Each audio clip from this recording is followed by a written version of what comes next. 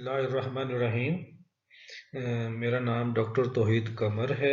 एक दफ़ा फिर मैं रिपीट कर दूं, हो सकता है कल बहुत सारे लोगों ने मेरा नाम ना सुना हो, तो ये अच्छी बात होती है कि क्लास जब ऑनलाइन हो रही हो तो स्टूडेंट्स को कम से कम प्रेजेंटर के नाम का तो पता होना चाहिए ना।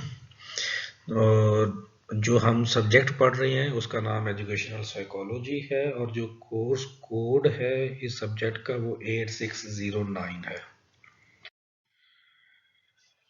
कल हमने फर्स्ट चैप्टर पढ़ा और सेकंड चैप्टर को कुछ डिस्कस किया।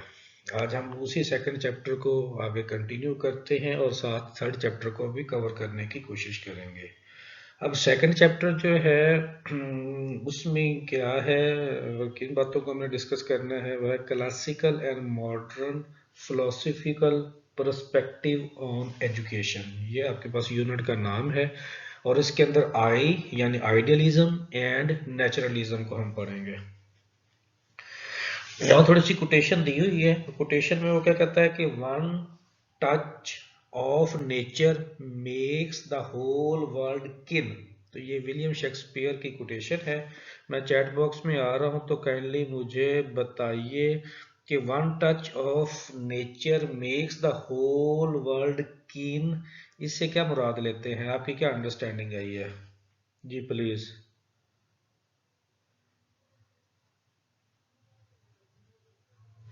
जी जी, फिलोसफी इन एजुकेशन, ठीक हो गया जी।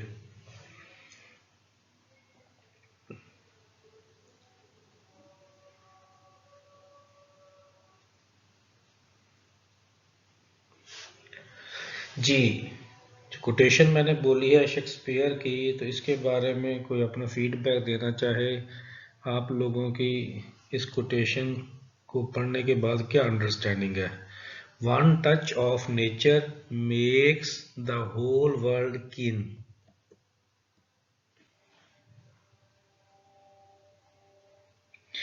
नूर मोहम्मद, मैं सेंड करता हूँ, मुझे कोई अपना नंबर से मुझे मैसेज करें तो मैं लिंक सेंड कर देता हूँ, और काइंडली आप लोग उसको ओपन करके सुन भी लेंगे। वीडियो लेक्चर मेरा सारा रिकॉर्ड है फर्स्ट डे का, तो उसको काइंडली सब्सक्राइब भी कर दीजिएगा और शेयर भी आगे कर दें आप लोग ना।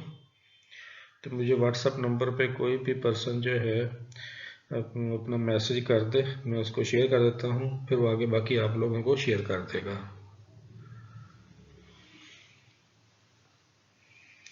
स्लाइड्स शो नहीं हो रही, फरीदा का कोई इशू होगा, बाकी लोगों को तो स्लाइड शो हो रही हैं। स्लाइड शो नहीं हो रही, अच्छा चले मैं करता हूँ।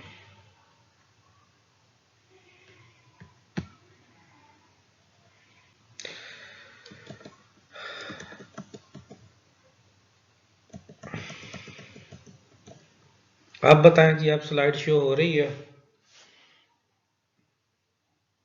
तो हमने डिस्कस किया कि one touch of nature makes the whole world kin, कि आपके पास जो है ये फीलिंग्स के हवाले से बात हो रही है कि आप जो है एहसास, फीलिंग्स जो है, अपनायत जो है वो आपको सारे लोगों को आपका रिलेटिव या अजीज बना देती है। आज के हमारे ऑब्जेक्टिव क्या हैं? After reading this unit you will be able to, क्या है ये 10 पॉइंट्स आप लोगों के पास दिए हुए हैं ऑब्जेक्टिव में। Define idealism and realism, compare idealism and realism, फिर उसके बाद analyse curriculum on the basis of idealism and realism, फिर उसके बाद है जी discuss the main tenet of idealism and realism.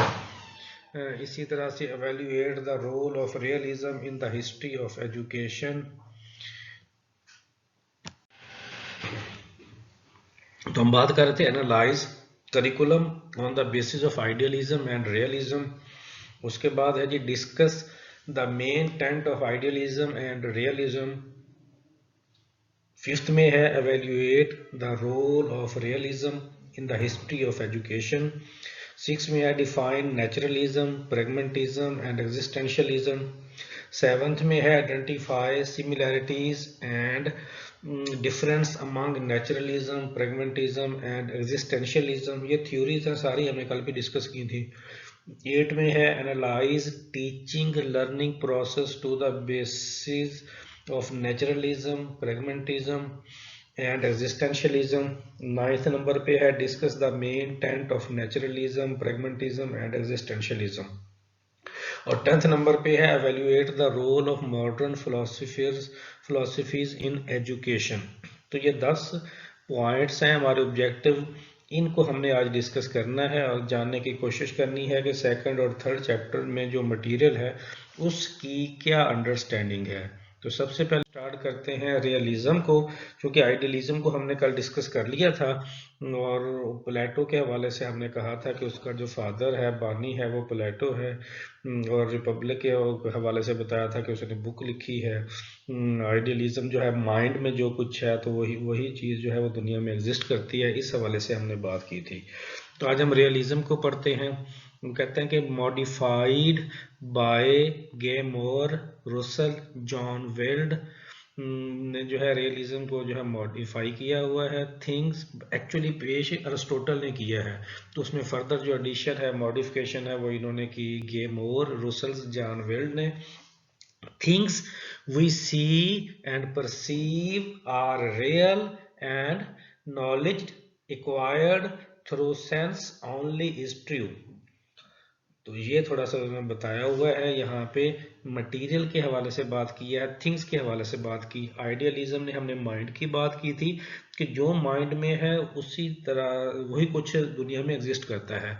Realism थोड़ा सा उसके उलट आ जाता है कि वो कहता है जो थिंग्स जो एग्जिस्ट करती हैं वही रियल है, उसी का नॉलेज होता है और वही चीज़ें माइंड में होती हैं। तो डेफिनेशन क्या है जी? इन जे.एस. रोस ओपिनियन, रोस के मुताबिक, the doctrine of realism asserts that there is a real world of things behind and corresponding to the objects of our perception, कि जो हमारे परसेप्शन में जो कुछ भी है उसके बिहाइंड वही चीजें हैं जो दुनिया में पाई जाती हैं और वही रियल वर्ल्ड है। तो अंडरस्टैंडिंग हो रही है आप लोगों को बात की कि हमने अल्टरनेट बात कर रहे हैं आइडियलिज्म के, कि आइडियलिज्म में माइंड के साथ थिंग्स को रिलेट किया या थिंग्स के साथ माइंड को रिलेट कर रहे हैं।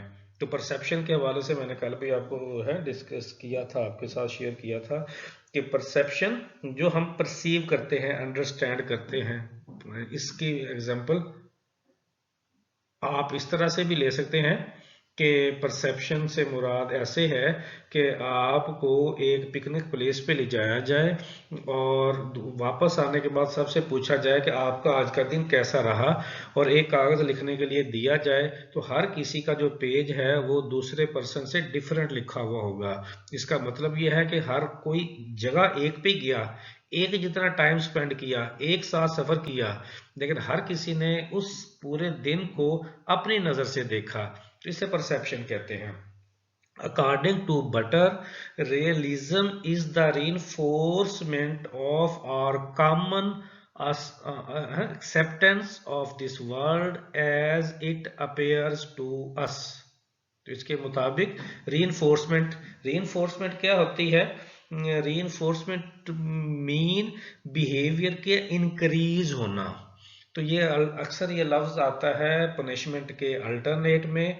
पनिशमेंट में बिहेवियर को डिक्रीज करने के लिए, जो हम कुछ करते हैं उसमें डिक्रीज करने के लिए पनिशमेंट किया जाता है और बिहेवियर को इंक्रीज करने के लिए रीइंफोर्स किया जाता है। रीइंफोर्स, बार बार फोर्स करना।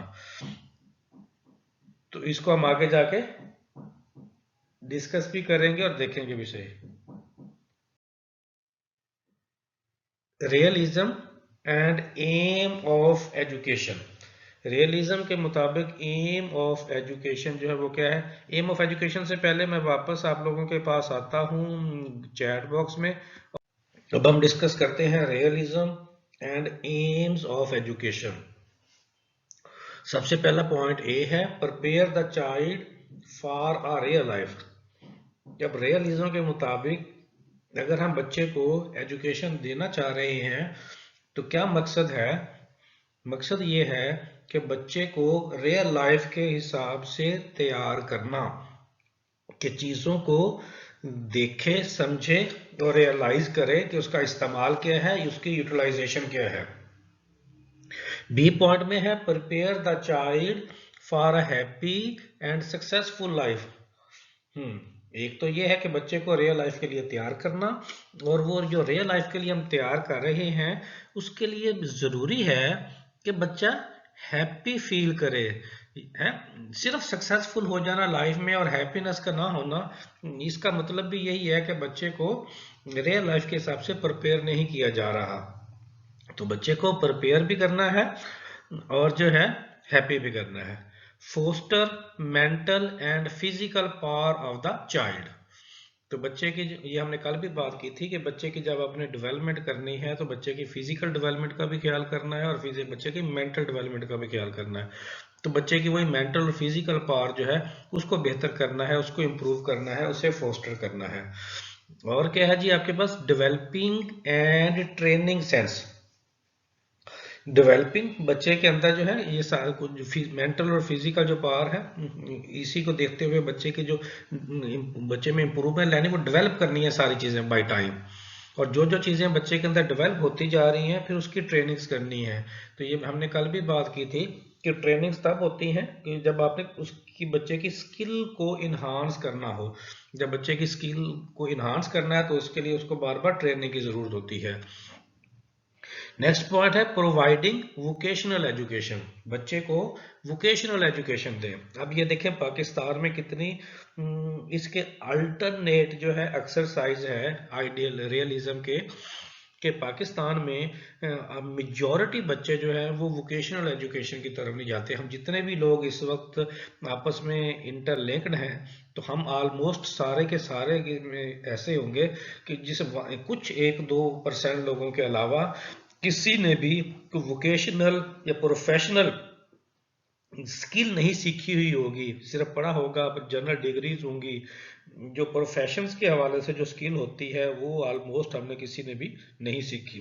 तो डेवलप कंट्रीज में ऑलमोस्ट हर बच्चे के लिए ज़रूरी है कि उसे वोकेशनल एजुकेशन दी जाए साथ। और वोकेशनल इंस्टीट्यूट भी बहुत ज़्यादा बनाए जाते हैं हम कंट्रीज में जनरल एजुकेशन के साथ साथ। नेक्स्ट पॉइंट है make the child familiar with the nature and social environment. ये बड़ा इंपॉर्टेंट पॉइंट है कि बच्चे को तैयार तो हम कर रहे हैं, एजुकेशन तो हम दे रहे हैं, अब बच्चे को लिए ज़रूरी है कि वो फेमिलियर भी तो हो ना, कि नेचर के साथ और सोशल इन्वायरमेंट के साथ।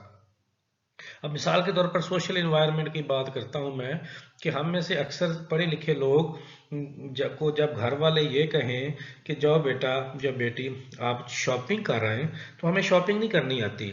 बॉयज़ को अगर शॉप पे भेजा जाए, 18 एज तक हो जाते हैं, टीन एजर में फिर रहे होते हैं, तो वो अक्सर जो है वो शॉप वाले से निकम्मी चीज़ लेकर वापस आ जाते हैं। सब्जी है, फ्रूट है, कुछ और है, उन्हें ना डील करना आता है ना बार्गेनिंग करनी आती है। उसके मुकाबले में जो घर में सबसे निकम्मा बच्चा होता है, जिसको हम कहते हैं कि ये पढ़ने वाला नहीं है, वो सोशल स्किल में समटाइम हमसे बहुत अच्छा होता है। होना तो ये चाहिए कि एज एजुकेटेड चाइल्ड उस बच्चे में ये ज़्यादा क्वालिटीज़ होनी चाहिए, सोशलाइजेशन ज़्यादा अच्छी होनी चाहिए, इंटरेक्शन ज़्यादा अच्छा होना चाहिए। लेकिन देखें हमारा जो जितना ज़्यादा पढ़ने वाला बच्चा है उसे कम पार्टिसिपेट करने दिया जाता है सोशल एक्टिविटीज़ में। जैसे मिसाल के तौर पर अक्सर पढ़ने वाले बच्चों को शादियों पे नहीं लेकर जाते हम कि इसकी पढ़ाई का हर्ज ना हो। मेहमान आ जाए तो उनके पास नहीं बैठने देते कि इनकी पढ़ाई का हर्ज ना हो। तो हर वक्त पढ़ाई पढ़ाई पढ़ाई, और जो एक एंगल जो है नॉलेज का देने का वो हम उसे दे रहे होते हैं, और उसके साथ साथ जो उसकी सोशल डेवलपमेंट करनी होती है उसके ऊपर जो है हमारा ज़्यादा फोकस नहीं होता।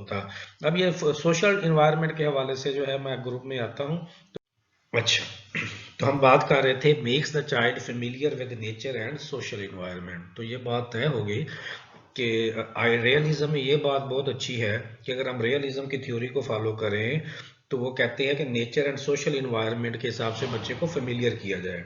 तो अगर हमारा सिस्टम ऑफ एजुकेशन बच्चे को इस पॉइंट्स के साथ फेमिलियर नहीं करता तो हमें रियलिज्म वाले इस पॉइंट को लेना चाहिए, और इसको देखते हुए अपने करिकुलम में, सिलेबस में, एक्टिविटीज़ में इस तरह से चीज़ें को अपडेट करना चाहिए ताकि हमारा बच्चा भी सोशलाइज्ड हो सके। उसके बाद चीफ टेंट ऑफ रियलिज्म क्या क्या है main? Existence of objects is independent of knowledge. कि वो कहते हैं कि जैसे हमने रियलिज्म की बात की थी कि चीजें नॉलेज पे डिपेंड नहीं करती, नॉलेज चीजों पे डिपेंड करता है ना। रियलिज्म का मेन थॉट यही है कि चीजों का वजूद, ऑब्जेक्ट का वजूद is independent of knowledge. Qualities are inherent is known object. तो जो क्वालिटीज हैं ऑब्जेक्ट की जो जानी जा रही हैं वो मोरसी हैं उस ऑब्जेक्ट की। नॉलेज यानी अल्लाह ने जो जैसे बनाया हुआ है वो वैसे ही उसका नॉलेज इंसानों तक पहुंचाया जा रहा है। Knowledge does not affect the object और इट्स क्वालिटीज। नॉलेज जो है वो किसी भी तरह से, जैसे मिसाल के तौर पर हम कहते हैं कि आज एक ऑब्जेक्ट के बारे में हम एक राय दे रहे हूँ, रियलिज्म कहता है कि ऐसा नहीं हो सकता कि कल को आपकी उस ऑब्जेक्ट के बारे में राय कोई और हो। परमानेंट ही उसका नॉलेज जो है वेरी होने का मतलब ये नहीं है कि ऑब्जेक्ट की क्वालिटी, ऑब्जेक्ट या उसकी क्वालिटीज चेंज हो रही हैं। आप उस नॉलेज को अपग्रेड या बेहतर होने की जरूरत थी। ऑब्जेक्ट अपनी जगह पे करेक्ट है, ठीक है और अपनी क्वालिटीज रखता है, क्योंकि ऑब्जेक्ट नॉलेज पे डिपेंड नहीं करता। Knowledge of object is direct, और ऑब्जेक्ट्स का जो नॉलेज है वो डायरेक्ट डिलीवर किया जाता है इंसानों के माइंड में, इनडायरेक्ट नहीं किया जाता। ऑब्जेक्ट्स आर कॉमन, जितने भी ऑब्जेक्ट्स हैं और कॉमन ऑब्जेक्ट्स आप समझ रहे हैं ना। कोई भी मटीरियलिस्टिक जो चीज अपना वजूद रखती है, यहाँ पे रियलिज्म में उसे ऑब्जेक्ट का नाम दिया जा रहा है। Relation between object and thoughts. अभी वो देखो वही वाली बात कि पहले ऑब्जेक्ट फिर माइंड। तो अब इस बेस के ऊपर जो है रिलेशन डेवलप हुआ कि जो ऑब्जेक्ट होगा उसी तरह का नॉलेज आपके माइंड में बनेगा, जिस तरह का ऑब्जेक्ट होगा उसी तरह का नॉलेज आपके माइंड में बनेगा। अब ये एजुकेशन में देखें कि रियलिज्म इन एजुकेशन। तो ये डायग्राम है कि एजुकेशन में जब हम रियलिज्म वाली फिलॉसफी को अप्लाई करते हैं या एजुकेशन में रियलिज्म की फिलॉसफी को अडॉप्ट करते हैं, तो उसका दो मकसद है। प्रिपेयर फॉर अडल्टहुड, ये वाली बात आइडियलिज्म में भी थी कि प्रिपेयर फॉर अडल्टहुड, तो यहाँ भी हम कह रहे हैं प्रिपेयर फॉर अडल्टहुड। दूसरा पॉइंट जो है वो यहाँ पे है नेचर है, कन्फ्रंट टू नेचर। जो जिस तरह की जो जो नेचर है वो ही नॉलेज है, और वो ऑब्जेक्ट के ऊपर बेस करता है। तो ये डायग्राम है, इसको देख लें। ये 3 स्टेप्स के अंदर है। Properties we can sense such as light and sound. देखें thoughts, memories, ideas, desire, etc. सबसे पहले क्या है जी आपके पास? माइंड, ठीक है ना। माइंड से जा रहे हैं सेंस, या सेंस से शुरू करते हैं, सेंस से माइंड।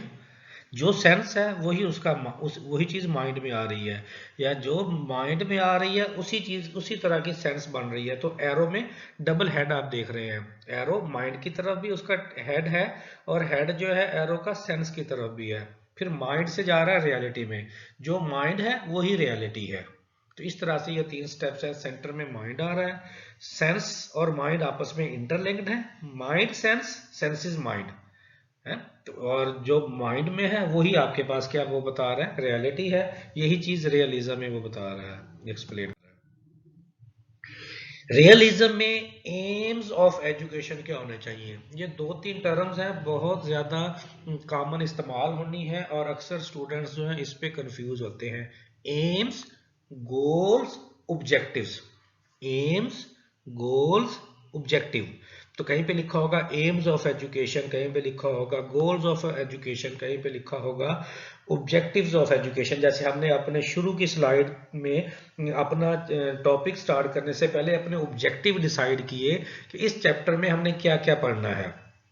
सादा सा लफ्जों में मैं कंसेप्ट आप लोगों को दे देता हूं, ज्यादा डिटेल में फिर कभी मौका मिले तो हम इसके ऊपर बात करेंगे। एम्स ब्रॉडर टर्म है कि एजुकेशन का एम यही है कि हम सोसाइटी के लिए फ्रूटफुल हूँ, एक कारआमद शहरी हूँ, दुनिया में प्रोग्रेसिव हूँ। ओवरऑल एजुकेशन का मकसद ये है हमारा मुल्क बाकी दुनिया को कम्पीट कर सके। तो एम ये ब्रॉडर टर्म होगी। उसके नीचे गोल्स आते हैं। गोल्स के नीचे फिर ऑब्जेक्टिव आते हैं, ऑब्जेक्टिव सब्जेक्ट तक महदूद होते हैं। उसके बाद जो आपके पास उस ऑब्जेक्ट का इम्प्लीकेशंस आती हैं वो गोल आ जाते हैं, और ब्रॉडर जो पिक्चर बनती है एजुकेशन की वो एम्स के अंदर आ जाती है। तो होपफुली आपको इन तीनों चीज़ों की कुछ अंडरस्टैंडिंग हुई होगी, एम्स, गोल्स और ऑब्जेक्टिव। एम्स ब्रॉडर टर्म, उसके बाद गोल्स, उसके बाद objectives. Activities concern with language, तो इस तरह की एक्टिविटीज प्लान की जाए कि जिसका ताल्लुक लैंग्वेज के साथ हो, यानी जितनी अच्छी। अब एजुकेशन का मतलब तो ये है ना कि हमारी लैंग्वेज बहुत अच्छी हो। एक पढ़े लिखे इंसान की लैंग्वेज है, एक बहुत पढ़े लिखे इंसान की लैंग्वेज और एक अनपढ़ इंसान की लैंग्वेज में फ़र्क होना चाहिए, एक डिफ्रेंसिएशन होनी चाहिए। एक वैसे इंसान पढ़ा लिखा है, अच्छा बोलता है, एक अपनी फील्ड में स्पेशलाइज्ड है, तो वो पढ़े लिखों में भी बहुत अच्छा उसे बोलना चाहिए। जैसे मिसाल के तौर पर एक इंसान जो है वो एमए उर्दू है, लिटरेचर का आदमी है, और एक पर्सन एमए इंग्लिश है, ये एक इंसान एमए अरबी है, एक इंसान एमए सराइकी है, पंजाबी है, जो कुछ भी है, वो अपनी अपनी फील्ड में इंसान जो है, खास तौर पे इस तरह ये लैंग्वेज वाले जो सब्जेक्ट मैं बता रहा हूँ ना, तो वो इंसान बाकी लोगों से डिफरेंट होना चाहिए। मिसाल के तौर पर एक मैं भी उर्दू बोलता हूँ और एक आप भी उर्दू बोलते हैं, और एक हम में से वो लोग भी हैं कि जिन्होंने मास्टर्स ही उर्दू में किया हुआ है, एजुकेशन ही उर्दू की ली हुई है। तो वो जब हम तीन लोग आपस में बात करेंगे तो वो पर्सन जो उर्दू का स्पेशलिस्ट है उसकी लैंग्वेज हम दोनों से बहुत बेहतर होनी चाहिए। तो इसी तरह इंग्लिश का जो पर्सन है उसकी हम दो लोगों से जो इंग्लिश के नहीं है उनसे लैंग्वेज जो है बेहतर नजर आनी चाहिए।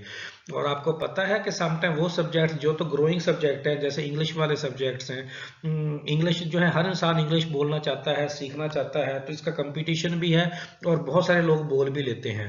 लेकिन इसके मुकाबले में हम पंजाबी स्पीकिंग है, सराइकी स्पीकिंग है, पश्तो स्पीकिंग है, सिंधी स्पीकिंग है, या कोई और आपके पास बलोची स्पीकिंग है। अच्छा, हम अपने अपने प्रोवेंस की ज़बान तो बोलते हैं, लेकिन हमें अपनी ज़बान पे कमांड नहीं है। अगर मैं कहूँ कि मुझे सही पंजाबी बोलनी आती है, आप कहो कि आपको सही पश्तो बोलनी आती है, आपको जी अब आपको सही सिंधी बोलनी आती है, तो ये क्लेम हम नहीं कर सकते। और मिसाल के तौर पर ये जो न्यूज़ कास्टर्स होते हैं, जब ये न्यूज़ पढ़ते हैं, तो आप बताएं कि एक जो न्यूज़ कास्टर है, मैं रफ सा आप लोगों के साथ शेयर करता हूं, किसी अच्छे चैनल पे जो एक न्यूज़ कास्टर जो इंग्लिश में न्यूज़ पढ़ता है, तो उसकी कम से कम सैलरी जो है वो 5 से 6 लाख होगी, 5 से 6 लाख होगी। और इसी तरह अगर एक पर्सन जो है वो पंजाबी में या बलोची में या सिंधी में चाहिए, ये प्रोवेंस की या मदर लैंग्वेज के अंदर जो है किसी चैनल को चाहिए, तो आप क्योंकि ये पंजाबी तो बाज़ार हमें लगता है कि इंग्लिश से आसान है, आराम से नंबर आ जाते हैं, लेकिन सही एक्सेंट बोलने वाला जो पर्सन है वो बड़ी मुश्किल से मिलेगा इन सब्जेक्ट्स में, क्योंकि ये सब्जेक्ट ज़्यादा ग्रोइंग नहीं है, इनका स्कोप ज़्यादा नहीं है। इंग्लिश वाला फ्लुएंसी के साथ बोलने वाले आपको बेशुमार मिल जाएंगे, उर्दू में फ्लुएंसी के साथ बोलने वाले आपको बेशुमार मिल जाएंगे, लेकिन आपको पंजाबी, सिंधी, बलोची, पश्तो के अंदर फ्लुएंसी के साथ, सही एक्सेंट के अंदर, सही ग्रामर के साथ बोलने वाले लोग बहुत कम मिलेंगे। और बज़ाहिर हमें लगता है कि चूंकि इस सब्जेक्ट की डिमांड कम है, तो अगर वो 5 से 6 लाख में इंग्लिश वाला मिल रहा है, तो हमें 2-3 लाख में जो है वो उर्दू वाला न्यूज़ कास्टर मिल जाना चाहिए। लेकिन अगर वो 5 लाख में या 6 लाख में मिलता है, तो पंजाबी, सिंधी, बलोची वाला में 7 से 8 लाख में मिलेगा। ये कभी भी अगर किसी का इसके साथ कोई ताल्लुक है मीडिया के साथ, जेंडर स्टडी, मीडिया स्टडी को पढ़ने वाले स्टूडेंट्स हैं, तो वो इस बात को कन्फर्म भी कर सकते हैं कि जिन सब्जेक्ट्स में लोग बहुत कम मिलते हैं उन लोगों का पैकेज जनरल सब्जेक्ट्स वाले लोगों से ज्यादा होता है। मैं ये बात आप बाद में चैट बॉक्स में भी आके आप लोगों से शेयर करूंगा, तो होपफुली आपको मेरी बात समझ आ गई होगी। एक्टिविटीज कंसर्न विद लैंग्वेज, तो इस तरह की एक्टिविटीज हों कि जो लैंग्वेज के साथ कंसर्न की जाए। अच्छा, एक पॉइंट, उसके बाद activities concern with hygienes. Aim of education क्या है, ये कल भी मैंने बात की थी कि क्या हमने अब तक जितना पढ़ा हमारे स्कूलिंग में कभी हाइजीन्स के बारे में ख्याल किया गया हमारा, या बीइंग अ टीचर अगर अब हम स्कूल में पढ़ा रहे हैं तो हम पढ़ाने के अलावा बच्चे की हाइजीन का ख्याल करते हैं? क्या कोई हमारे पास इंडिकेटर या पैरामीटर्स ऐसे हमने बीइंग अ टीचर या बीइंग अ स्कूल इंतजामिया हमने को ऐसे बनाए हुए हैं कि जिसमें हम बच्चे की हाइजीन्स को चेक करें, उसकी सफाई सुथराई इस तरह की चीज़ें जो हैं उसका ख्याल करें। बहुत कम जो है ऐसा होता है, अगर होता है तो बहुत थोड़ा होता है। लेकिन एम ऑफ एजुकेशन रियलिज्म में क्या है कि एक्टिविटीज़ बहुत सारी ऐसे हैं प्लान की जाए जो कंसर्न हो किसके साथ, हाइजीन के साथ। इसी तरह सिटीजनशिप एक्टिविटीज, मैंने आप लोगों से कल भी कहा था कि सिविक एजुकेशन के ऊपर हर टीचर को लेक्चर देना चाहिए। मिसाल के तौर पर मैं आप लोगों के साथ आज सेशन ले रहा हूं तो मुझे चाहिए कि मैं आखिरी 5 मिनट जो है इस सब्जेक्ट से हटके आप लोगों के साथ वो उन बातों को डिस्कस करूं, उन एक्टिविटीज को डिस्कस करूं जो आपकी लाइफ स्किल्स डेवलप करती है। लाइफ स्किल्स से मुराद कैसे है, सिटीजनशिप में आप कैसे सोसाइटी के लिए फायदेमंद हो सकते हैं। मिसाल के तौर पर मैं एक मिसाल देता हूं कि हमारी क्लास में 40 बच्चे बैठे हैं, मैंने कोई बात भी किसी को पॉइंट आउट करके नहीं कहता और मैं कहता हूं कि ये चेयर जो पड़ी हुई है एक साइड पे, इसको उठा के यहाँ पे रख दें, और इन जनरल में इंस्ट्रक्शन देता हूं बीइंग अ टीचर, किसी को ऑर्डर नहीं करता, किसी को डायरेक्शन नहीं देता। तो कोई एक बच्चा ऐसा होगा जो खुद से उठेगा, उसको टीचर ने नहीं कहा होगा, और वो चेयर उठाएगा और उठा के अपनी प्रॉपर प्लेस के ऊपर रख देगा। अच्छा, अब 40 में से सिर्फ एक बच्चे ने ऐसा किया, या हो सकता है 2 बच्चे ऐसा करें, उठ के जाने लगे तो एक फिर बैठ जाए दूसरा कर ले, बाकी बच्चे नहीं उठेंगे। इसका मतलब ये होगा कि ज्यादा बच्चे जब नहीं उठना चाह रहे तो आप सिटीजनशिप की एक्टिविटीज में बहुत पुअर है, लैक ऑफ एक्टिविटीज है। बच्चे का इस तरह से, बच्चे को अवेयरनेस तो होती है ये करना अच्छा है, लेकिन जब करने का टाइम आता है तो बच्चा करता नहीं है। ऐसे ही जैसे क्लास की छुट्टी होती है तो टीचर कहता है बच्चों क्लास में बाहर निकलने से पहले कमरे की लाइट्स और पंखे बंद कर देना। और जो है, और देखें कि शुरू में इतने सारे बच्चे क्लास में से बाहर निकलते हैं और वो इस इंस्ट्रक्शन को फॉलो नहीं करते। एंड पे आने वाला बच्चा देखता है कि अब तुम कोई भी मेरे पीछे नहीं रह गया, अब मैं भी नहीं करूंगा, तो फिर सर नाराज होंगे, तो फिर वो इस तरह से करता है। होना ये चाहिए था कि शुरू वाले बच्चे इस एक्टिविटी को अडॉप्ट करते हैं, और अगर बच्चे ऐसा नहीं करते तो जो बच्चा इस तरह की एक्टिविटी करता है तो फिर मोटिवेशन देनी चाहिए, उसके लिए क्लैपिंग करवानी चाहिए, उसको बच्चों के सामने खड़े करके एप्रिसिएशन देनी चाहिए। तो इस तरह से जो है आप सिटीजनशिप की एक्टिविटीज बच्चों के अंदर डेवलप कर सकते हैं। उसके बाद 4th पॉइंट है ऑर्डिनरी सोशल डेवलपमेंट। अच्छा, सोशल डेवलपमेंट जो है उसके ऊपर हमने पहले भी बात कर ली है कि सोशल डेवलपमेंट कितनी होती है। आप लोगों ने मेरी बात से इत्तेफाक किया है, जरूरी नहीं था कि आप मेरी बात से इत्तेफाक करते। आपका जिस तरह का भी एक्सपोजर है, ये सोशल साइंसेज हैं, ये हमारी डिस्कशन चल रही है, कोई लेक्चर और फोकसिंग डायरेक्शन नहीं है कि आप जिस राय से मेरे डिफर करें, आप अपना पॉइंट ऑफ व्यू दे सकते हैं, ठीक है ना। हम और हर कोई अपना अपना पॉइंट ऑफ व्यू देने का हक भी रखता है। तो सोशल एक्टिविटीज करवाई जाए, मिसाल के तौर पर बच्चों को जो है छोटे छोटे फंक्शंस करवाए जाए, करेक्टर्स बिल्ड करवाए जाए, टीचर का करेक्टर, स्टूडेंट का करेक्टर, डॉक्टर का करेक्टर, डाकिए का करेक्टर, ठीक है ना। इस तरह के मुख्तलिफ करेक्टर करवाए जाए, एक सब्जी फरोश का और एक कस्टमर का करेक्टर, और उनको आपस में एक्टिविटीज करवाई जाए कि कैसे कस्टमर आएगा अपनी चीज लेगा, कैसे जो है शॉपकीपर अपनी चीज बेचेगा। तो साफ जाहिर है कि ये जब तक एक्टिविटीज नहीं करवाई जाएंगी उस वक्त तक अंडरस्टैंडिंग बच्चे की नहीं हो सकती। उसके बाद है जी लेयर एक्टिविटीज। ये जो लेयर होता है, ये लाइफ में वो टाइम होता है जिसमें हमने कुछ भी नहीं करना होता। अक्सर हमारे ऊपर लेबल लगता है ना, ये तो वेले लोग हैं, ये किसी काम के नहीं है, ठीक है ना। तो वो उस वक्त कहा जाता है जब हम हर वक्त ही फारिग रहने वाले हों। जब हम हर वक्त फारिग रहने वाले हों तो तब लोग हमारे बारे में इस तरह से कहते हैं। लेकिन अगर हम डे में मोस्टली बिजी रहें तो फिर ज़रूरी है कि कुछ टाइम के लिए हम अपना वो लम्हा बिल्कुल बगैर किसी मकसद के लिए गुजारें। बगैर किसी मकसद के जो टाइम गुजारना, उसे लेयर एक्टिविटीज कहते हैं।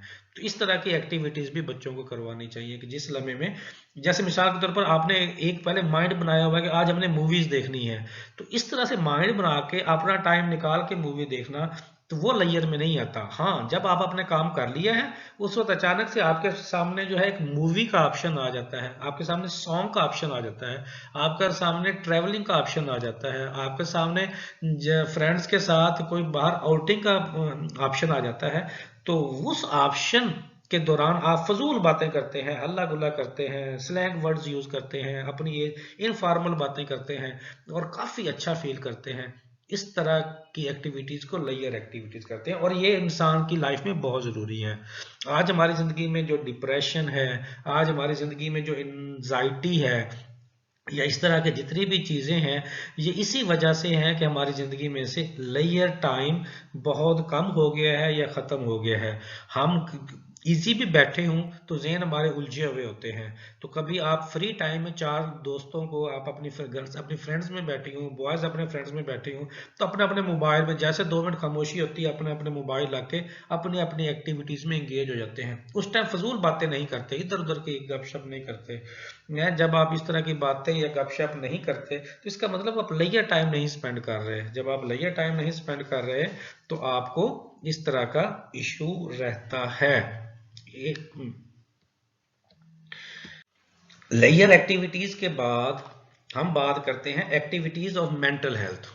हाँ जी, मेंटल हेल्थ की एक्टिविटीज भी बहुत जरूरी है। आजकल के देखें, हमारा छोटा छोटा बच्चा जो है वो डिप्रेशन, एंजाइटी, फ्रस्ट्रेशंस, बहुत जल्दी जो है हाइपर हो जाना, जिस बात में आना, इवन के टीचर से भी जो है अब ज्यादा, अगर आप कंपैरिजन करके देखें, आज के बच्चे ज्यादा टीचर्स के साथ बदतमीजी करते हैं, मुआवजा करते हैं, सम टाइम टीचर्स पे भी बातें कस जाते हैं। तो ये सारी बातें किस वजह से हैं कि बच्चे की मेंटल हेल्थ को इंप्रूव होने की ज़रूरत है।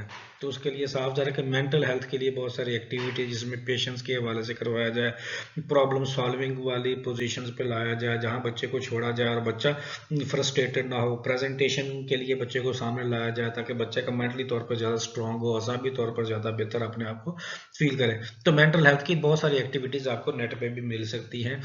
तो आप देख सकते हैं कि हमारी ये जितनी भी हमने एक्टिविटीज को हम पढ़ रहे हैं रियलिज्म के अंदर, एक्चुअली हमारी सोसाइटी में इन सारी चीज़ों में इम्प्रूवमेंट की ज़रूरत है। लैंग्वेज को भी इम्प्रूव होने की ज़रूरत है, हाइजीन को भी बच्चों की इम्प्रूव होने की ज़रूरत है, सिटीजनशिप की भी इम्प्रूव होने की ज़रूरत है, सोशल एक्टिविटीज़ को भी इम्प्रूव होने की ज़रूरत है, लेजर टाइम को भी इम्प्रूव होने की ज़रूरत है, मेंटल हेल्थ को भी इम्प्रूव होने की ज़रूरत है। और सबसे सेंसिटिव और सबसे इम्पोर्टेंट जो एक्टिविटी है वो रिलीजियस एक्टिविटी है। देखिए हमारे यहाँ हारमोनी नहीं है, इनटॉलरेंस है। मैंने रिसर्च भी की हुई है इनटॉलरेंस के ऊपर कि बहुत सारी इंटॉलरेंस है, उसमें एक रिलीजियस इंटॉलरेंस है कि हम जो है इस वक्त मुख्तलिफ मकातब फ़िक्र में बटे हुए हैं, मसालिक में बटे हुए हैं। मुमकिन है सारे ठीक हों, मेरा जैसे पॉइंट ऑफ व्यू तो ये होता है कि इस मामले में तो हम किसी को डिफर भी करें तो बहुत एहतियात से करें, लेकिन हमारे यहाँ कोई थोड़ा सा भी किसी को थोड़ा डिफर करने की कोशिश करता है, राय देनी, तो अगला इंसान जो है वो हाइपर हो जाता है, बहुत ज़्यादा एक्सट्रीम पोजीशन पे चला जाता है, आर्ग्यू करने के बजाय जो है वो गुस्सा करता है, लड़ाई झगड़े करते हैं। उसके ऊपर हमारे मुल्क में तो बहुत हद तक जो है वो शिद्दत पसंदी भी आपको देखने में आती है। वो शिद्दत पसंदी तो वैसे भी आप देखें हमारी ओवरऑल तबीयत के अंदर भी है, लेकिन रिलीजियस पॉइंट ऑफ व्यू के हवाले से बिल्कुल पेशेंस नहीं है, बर्दाश्त नहीं है। तो ये सारी चीज़ें तभी होती हैं जब रिलीजियस एक्टिविटीज़ हों। रिलीजियस एक्टिविटीज़ से क्या मुराद है, वो सारे रिलीजन्स के हवाले से वो बातें जो हमारी रोज़मर्रा की ज़िंदगी के या मामूलात में शामिल होती हैं, उसके ऊपर एजुकेशनल पॉइंट ऑफ व्यू से इस तरह से प्लान किया जाए या एक्टिविटीज़ की जाए कि एक दूसरे की अंडरस्टैंडिंग हो, एक दूसरे का एहतराम हो, एक दूसरे में भाईचारा हो, और ये समझा जाए कि हर इंसान को थोड़ा बहुत दूसरे से पॉइंट ऑफ व्यू डिफरेंट हो सकता है और पॉइंट ऑफ व्यू बड़े ख्याल से देना भी चाहिए और दूसरे के पॉइंट ऑफ व्यू के सुनने के बाद उसका एहतराम भी रखना चाहिए। तो इसके हवाले से रिलीजियस एक्टिविटीज। बाकी जो है बीइंग अ मुस्लिम, साहब ज़ाहिर है आप देखें, हम इस्लामियात बच्चों को पढ़ाते हैं, दीनियात पढ़ाते हैं, तो कितने के हमारे टीचर्स ऐसे हैं जो प्रॉपर बच्चे को नमाज डेमो दे के पढ़ाएं कैसे होती है, मस्जिद के बारे में डेमो दे के बताएं कि मस्जिद का तकद्दुस क्या है, क्या वैसे लफ्जी बातें याद करवा देना, और एक मस्जिद में ले जाके उसके सारे अदाब सिखाना कि ये अदब है, अदब है, ये अदब है मस्जिद का, इस तरह से अदब है। तो उस तरह से एक्टिविटीज़ होनी चाहिए। अगर नहीं होती तो, अगर होती हैं तो फिर बहुत अच्छी बात है।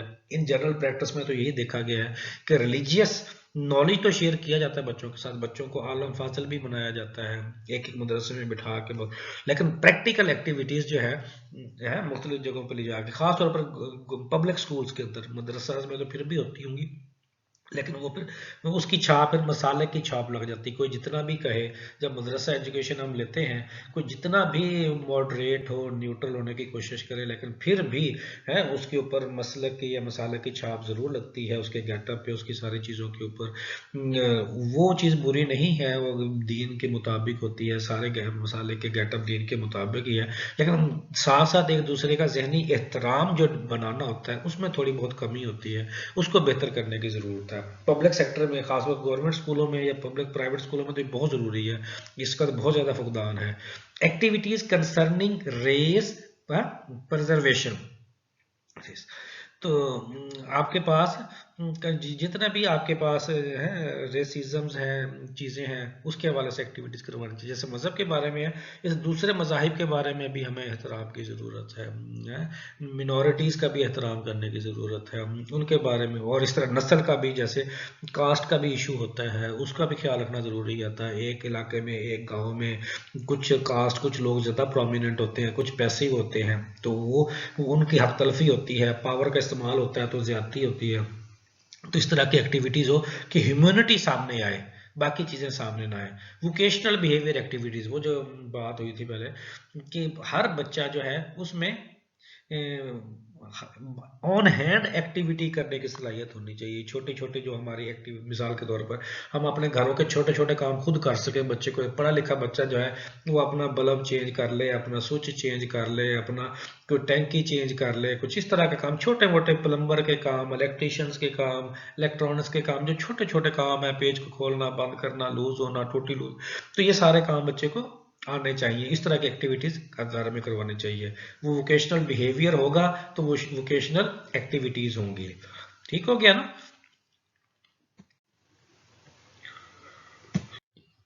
नेक्स्ट है जी curriculum.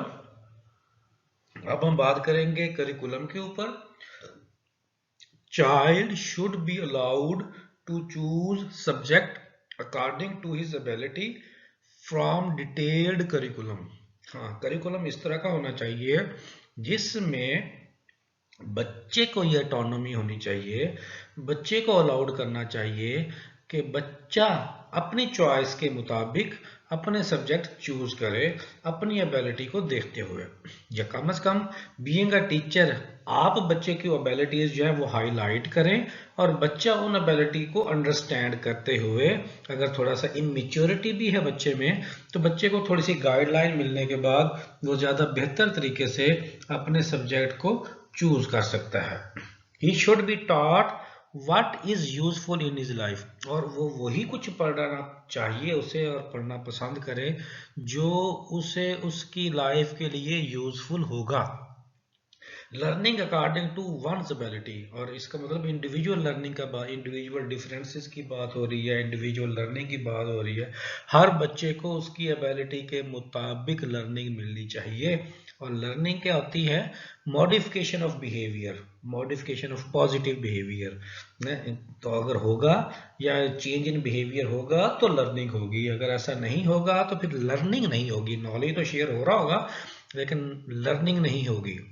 Subjects should be planned according to the needs of the society, और सब्जेक्ट जो है वो भी इस तरह से प्लान करना चाहिए, जैसे मिसाल के तौर पर अब हम एक मुताला पाकिस्तान के बच्चों को बुक देते हैं या साइंस की बुक देते हैं, तो उसके अंदर चैप्टर्स उस तरह के होने चाहिए जो लोकल एरियाज की जो चीज़ें हैं उसको हाईलाइट कर रहे हो। साइंस में एग्जांपल आप इस तरह से कोड करें मुख्तलिफ सब्जेक्ट्स की, फिजिक्स, केमिस्ट्री और बायो का पोर्शन अगर है तो तो उसमें एग्जाम्पल इस तरह से कोड करें जो इर्द गिर्द बच्चे के इर्द गिर्द की चीजें जो मौजूद हैं वहां से एग्जाम्पल लेके बच्चे को देनी चाहिए ताकि बच्चा ज्यादा बेहतर तरीके से उसको अंडरस्टैंड कर सके। Education should enable the student to adjust to change social circumstances। अच्छा, तो आपके पास एजुकेशन जो है बच्चे को इस काबिल बनाए कि एडजस्ट टू चेंज, कि बच्चा सर्कमस्टांसेस के मुताबिक अपने अंदर चेंज ला सके या जो सोशल चेंजेस आ रही हैं उसके मुताबिक अपने आप को एडजस्ट कर सके। असल तो यही है, मेन पॉइंट भी यही है एजुकेशन का, कि हमने बच्चे को इस तरह से तैयार करना है कि जब वो इंस्टीट्यूट से निकलेगा तो जो सोसाइटी के अंदर जाएगा तो सोसाइटी और स्कूल के दरमियान, सोसाइटी और बच्चे के दरमियान में जो स्कूल है वो एक ब्रिज का काम कर रहा है, कि बच्चे को स्कूल ने according to the need of the society prepare करना है, और प्रिपेयर करने के बाद जब उसको सोसाइटी में या कम्युनिटी में उतारना है तो जो उस वक्त की सोशल सर्कमस्टांसेस होंगे बच्चा उसके मुताबिक ऑटोमेटिकली एडजस्ट होता जाए। जितना अच्छे बच्चे सोसाइटी के अंदर एडजस्ट होंगे तो उतना हमारा सिस्टम ऑफ एजुकेशन या क्वालिटी ऑफ एजुकेशन बेहतर होगा। The curriculum should have utility, the curriculum जो है उसकी अफादियत होनी चाहिए। The curriculum should lay emphasise upon science subject, physics, chemistry, biology, astronomy. Realism में जो सब्जेक्ट फोकस करता है अरिस्टोटल, वो यही सब्जेक्ट फोकस करता है कि ऑब्जेक्ट बेस्ड जो सब्जेक्ट है, फिजिक्स है, केमिस्ट्री है, बायोलॉजी है, एस्ट्रोलॉजी है, तो ये सारे के सारे सब्जेक्ट जो है वो रियलिज्म रिकमेंड करता है कि इस तरह के सब्जेक्ट बच्चों को पढ़ाने चाहिए। Method of teaching, method of teaching जो है वो किस तरह का होना चाहिए, जिस तरह से कल हमने भी पढ़ा था। पहले दो मेथड तो वही हैं, लेक्चर मेथड, ये देखो सारे बच्चे की तस्वीर आपको नजर आ रही है, क्लास में बैठे हुए हैं और टीचर सामने जो है वो प्रोजेक्टर को खोल के लेक्चर दे रहा है और पढ़ा रहा है, तो ये आपके पास लेक्चर मेथड हो गया। दूसरा, इसमें चूंकि साइंस सब्जेक्ट है, रिसाइटेशन यानी रिसाइट करवाना बार बार, साथ उसने कहा लैब्स, लैब्स की रिसाइटेशन होनी चाहिए, ऑडियो और विजुअल्स, यानी लैब एक्टिविटीज करवाई जाए बच्चों को ना, लेक्चर भी हो और साथ लैब एक्टिविटीज भी हो और वो बार बार रिपीट करवाई जाए। और वर्ड्स एंड थिंग्स, और चीजों, जो लफ्ज बोलो उसकी चीज भी दिखाओ बच्चे को, ऐसा कोई भी लफ्ज ना बोलो जिसका वजूद बच्चे को दिखा ना सको। तो इस तरह से मेथड ऑफ टीचिंग होनी चाहिए, खासतौर पर छोटे बच्चों को जब आप टीच करते हैं वन प्रेप प्ले नर्सरी वगैरह, तो कोई भी लफ्ज तब मुंह से निकालो अगर उसका ऑब्जेक्ट क्लास में मौजूद हो, तब बच्चा समझेगा। एप्पल मुंह से निकाला है तो बच्चे को एप्पल या एप्पल का मॉडल दिखाओ, बनाना मुंह से निकाला है तो बनाना का मॉडल या बनाना बच्चे को दिखाओ, ठीक है ना। कोई साइकिल मुंह से बोला है तो साइकिल का कोई मॉडल छोटा सा जो है बना हुआ कार्ड वगैरह का वो बच्चे को दिखाओ, बच्चा इमेजिनेशन करके वो बड़ा साइकिल अपने जहन में ले आएगा। तो इस तरह से जब बच्चे को बताया जाएगा, सिखाया जाएगा, तो बच्चा, आज के दौर का स्टडी भी यही कहती है जो रियलिज्म के ऊपर नहीं भी है, कि इस तरह से बच्चे को पढ़ाएं तो बच्चा ज्यादा वर्ड्स विद थिंग्स के साथ ज्यादा बेहतर अंडरस्टैंड करता है। Contribution of realism to education, तो इस स्लाइड्स में हम देखते हैं, स्लाइड में, कि रियलिज्म का एजुकेशन में क्या कंट्रीब्यूशन है। Like other systems of philosophy of education, other system of philosophy of education कौन से हैं वो हमने कल जैसे पढ़े थे, आइडियलिज्म है, प्रेगमेंटिज्म है, एग्जिस्टेंशियलिज्म है, तो ये चौथा हमारे पास ये रियलिज्म भी है। तो अब रियलिज्म अब पढ़ रहे हैं तो बाकी सिस्टम्स की तरह जो रियलिज्म भी है इसके कुछ एडवांटेजेस भी हैं और कुछ डिसएडवांटेजेस भी हैं, क्योंकि जब आप सिर्फ और सिर्फ एक स्कूल ऑफ थॉट को या एक फिलॉसफी को अप्लाई करेंगे तो वो सारी की सारी 100% करेक्ट भी नहीं होगी और वो सारी की सारी 100% रिजेक्ट भी नहीं होगी। तो इसलिए हमें according to environment, according to social norms, values, culture जो है मुख्तलिफ फिलोसफीज के वो हिस्से लेने होंगे जो बच्चे के लिए फ्रूटफुल होंगे, फायदा मंद होंगे, ताकि हम ज्यादा से ज्यादा एडवांटेजेस बच्चे को पहुंचा सकें और उन फिलोसफी का जो डिसएडवांटेज है उसका असर कम से कम बच्चे के ऊपर होने दें। Its impact can be seen everywhere, और साफ जा रहा है कि जो है इसका जो इम्पैक्ट है वो नजर आना चाहिए एवरीवेयर, के एडवांटेजेस भी उनको नजर आएंगे और डिसएडवांटेजेस भी नजर आएंगे, लेकिन करना इस तरह से है कि रियलिज्म का एडवांटेजेस ज्यादा नजर आए, डिसएडवांटेजेस कम नजर आए। The realist philosophers influence practical education, जो साइंस की हो गई, फिजिक्स की, केमिस्ट्री, बायो, एस्ट्रोलॉजी, तो साफ ज़्यादा ये प्रैक्टिकल लैब के अलावा तो ये हो नहीं सकती, तो इसलिए ये फिलोसफर जो है वो जोर देते हैं प्रैक्टिकल एजुकेशन के ऊपर। इन 17th century academic for the teaching of natural science developed everywhere in Europe and later on in America in 18th century। तो ये जो आपके पास रियलिज्म है, इसके बेस के ऊपर जो टीचिंग है वो उसके बारे में बताया हुआ है कि ये 17th सेंचुरी में यूरोप में और 18th सेंचुरी में अमेरिका में लागू की गई। Technical and vocational education has become a common feature of education everywhere. जब रियलिज्म होगा तो उन्होंने कहा जी वोकेशनल एजुकेशन, क्योंकि साइंस सब्जेक्ट्स हैं और साथ उसने कहा प्रोफेशंस को ऐड करो, तो वोकेशनल एजुकेशन जो है उसको कॉमन फीचर्स के तौर पर एवरीवेयर इन द एजुकेशन लागू किया गया। Thus, the following may be considered to be the contribution of realism to education। और इस तरह से फॉलोइंग में be consider to be the contribution, और इस तरह से कंट्रीब्यूशन आया रियलिज्म का एजुकेशन के अंदर। तो इस स्लाइड से हमें काफ़ी हद तक पता चलता है कि रियलिज्म का कितना कंट्रीब्यूशन हुआ फिर सिस्टम ऑफ एजुकेशन में। यूरोप ने भी इसको फॉलो किया, अमेरिका ने भी इसको फॉलो किया। 17th सेंचुरी में यूरोप ने इसको फॉलो किया या लागू किया, और 18th सेंचुरी में अमेरिका ने इसे लागू किया। अब ये सिलसिला चलते जा रही, स्लाइड कंटिन्यू मीन कि वही बातें अब हमारी आगे कंटिन्यू है। Education in technical and vocational subjects में देनी चाहिए प्रैक्टिकल बायस है, प्रैक्टिकल बेस होनी चाहिए, प्रैक्टिकल एम्स होने चाहिए। जो एम है वो प्रैक्टिकल होना चाहिए ताकि पता भी हो कि बच्चा प्रैक्टिकली भी मार्केट में आके कुछ कर सकता है। वेंडरिंग ऑफ स्कोप, उसका हर तरफ स्कोप होना चाहिए। साइंटिफिक टीचिंग मेथड, साफ जब साइंस के ही सब्जेक्ट हैं तो मेथड ऑफ टीचिंग भी साइंटिफिक होना चाहिए। और साइंटिफिक की बात करते हैं तो हम कहते हैं कि सबसे पहले आपके पास प्रॉब्लम हो, फिर हाइपोथेसिस हो, फिर एक्सपेरिमेंट हो, फिर आपके पास जो है रिजल्ट हो, फिर उसके बाद प्रूफ हो जाए तो थ्योरी हो, और जब हर तरह से प्रूफ हो जाए तो फिर लॉ बन जाता है। रियलिस्टिक स्कूल ऑर्गेनाइजेशन, और उसके बाद ऑब्जेक्टिव एटीट्यूड। एटीट्यूड दो तरह का होता है ना, सब्जेक्टिव और ऑब्जेक्टिव। ऑब्जेक्टिव जो जाती हर किसी का अपना एक एटीट्यूड डेवलप होना चाहिए। सेंस ऑफ ट्रेनिंग, ट्रेनिंग की सेंस जो है वो डेवलप होनी चाहिए। सेंस ट्रेनिंग का मतलब है हर लम्हे इंसान को अपने आप को अपग्रेड करने की ख्वाहिश रहनी चाहिए। स्कूल ऑर्गेनाइजेशन सोसाइटी के साथ मैच करती हूँ तब वो रियलिस्टिक होंगी। The much emphasise on objectivity है, ऑब्जेक्टिविटी के ऊपर जो है वो बहुत ज़्यादा एम्फसाइज है। ये ऑब्जेक्टिविटी और सब्जेक्टिविटी की बात हो रही है कि इंडिविजुअल के लर्निंग की बात हो रही है। Too much emphasise on fact, बहुत ज़्यादा जोर है हकीकत के ऊपर, फैक्ट के ऊपर। पॉजिटिविज्म एंड मेलोरिज्म, कि मुस्बत सोच और अंदाज की जो है वो बात करने के ऊपर जोर देती है। तो ये था आपके पास आइडिया, सॉरी रियलिज्म। तो हमने रियलिज्म को स्टडी किया, तो इसकी स्टडी के हवाले से आपके ज़हन में, इसके बाद हमारे पास नेक्स्ट स्लाइड जो है वो नेचुरलिज्म की आ जाती है। चलें जी, अब हम चलते हैं नेचुरलिज्म के ऊपर कि नेचुरलिज्म क्या है जी। Naturalism is the philosophy that separates nature from God.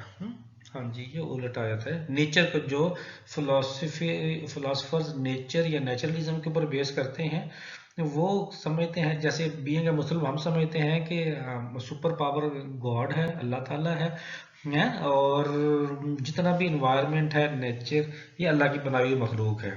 लेकिन नेचुरलिज्म वाले लोग जो हैं वो नेचर को गॉड से सेपरेट तस्वर करते हैं। Subordinates spirit to matter and set up unchangeable law as supreme. और उनका कि जो सब ऑर्डिनेट स्पिरिट है वो मैटर करती है कि हम है एक दूसरे के अंडर में रह के इस तरह से काम करने का, और जो लॉज बने हुए हैं नेचर के हिसाब से वो सुप्रीम है, वो चेंज नहीं हो सकते। According to naturalism, the personality of the child disintegrate in the attempt for making its cultured and civilised. तो नेचुरलिज्म के मुताबिक कहता है जी पर्सनैलिटी ऑफ द चाइल्ड जब वो डिसइंटीग्रेट करती है into attempt for making culture है किसमें कल्चर में और सिविलाइज्ड होने में। It is like destroying the useful element of food is the attempt of making it delicious. और इसके मुताबिक जो है जब आप useful element of food is to attempt making है कि आप अगर फूड को डिलीशियस बना के खाते हैं तो इसका मतलब आप फूड को ज़ाया कर रहे हैं। उस नेचर का मुताबिक है कि फूड को एज इट इज आपको लेना चाहिए। आगे चलते हैं जी हम। Rousseau in his book Emile advises to follow the nature. तो उसमें उसने बड़ी डिटेल में अपनी बुक में इमाइल में लिखा हुआ है कि आपने नेचर को कैसे फॉलो करना है। उसके मुताबिक the teaching process should not be difficult. वो कहता है टीचिंग प्रोसेस मुश्किल नहीं होना चाहिए, rather it should be made easy as far as possible and children should get opportunities for contact with nature, experience reality directly and discover the process of learning themselves instead of making them dependent or written world। ठीक हो गया जी। तो आपके पास experience reality directly and discover the process of learning themselves instead of making them dependent और written word कि लिखा लिखाया या डिपेंडेंट नहीं होना चाहिए, डिस्कवरी की तरफ इंसान को लेकर जाना चाहिए। नेचुरलिज्म वाले ये कहते हैं, रोसो के मुताबिक जो है ये कंसेप्ट है उसका। अच्छा अब हम कंपैरिजन करते हैं कि हम ये नेचुरलिज्म का थोड़ा सा हवाला दे दिया। नेचुरलिज्म का हवाला देने के बाद जो है कंपैरिजन है आइडियलिज्म का और रियलिज्म का। आइडियलिज्म का और जो रियलिज्म का कंपैरिजन है उसमें आप देखें कि इधर हमने ये जो आपके पास लेफ्ट साइड में जो कॉलम की शेप में बोल्ड राइटिंग है वो टॉपिक्स हैं कि कौन कौन से एरियाज में कौन कौन से टॉपिक में आइडियलिज्म क्या कहता है और रियलिज्म क्या क्या कंसेप्ट है क्या कहता है।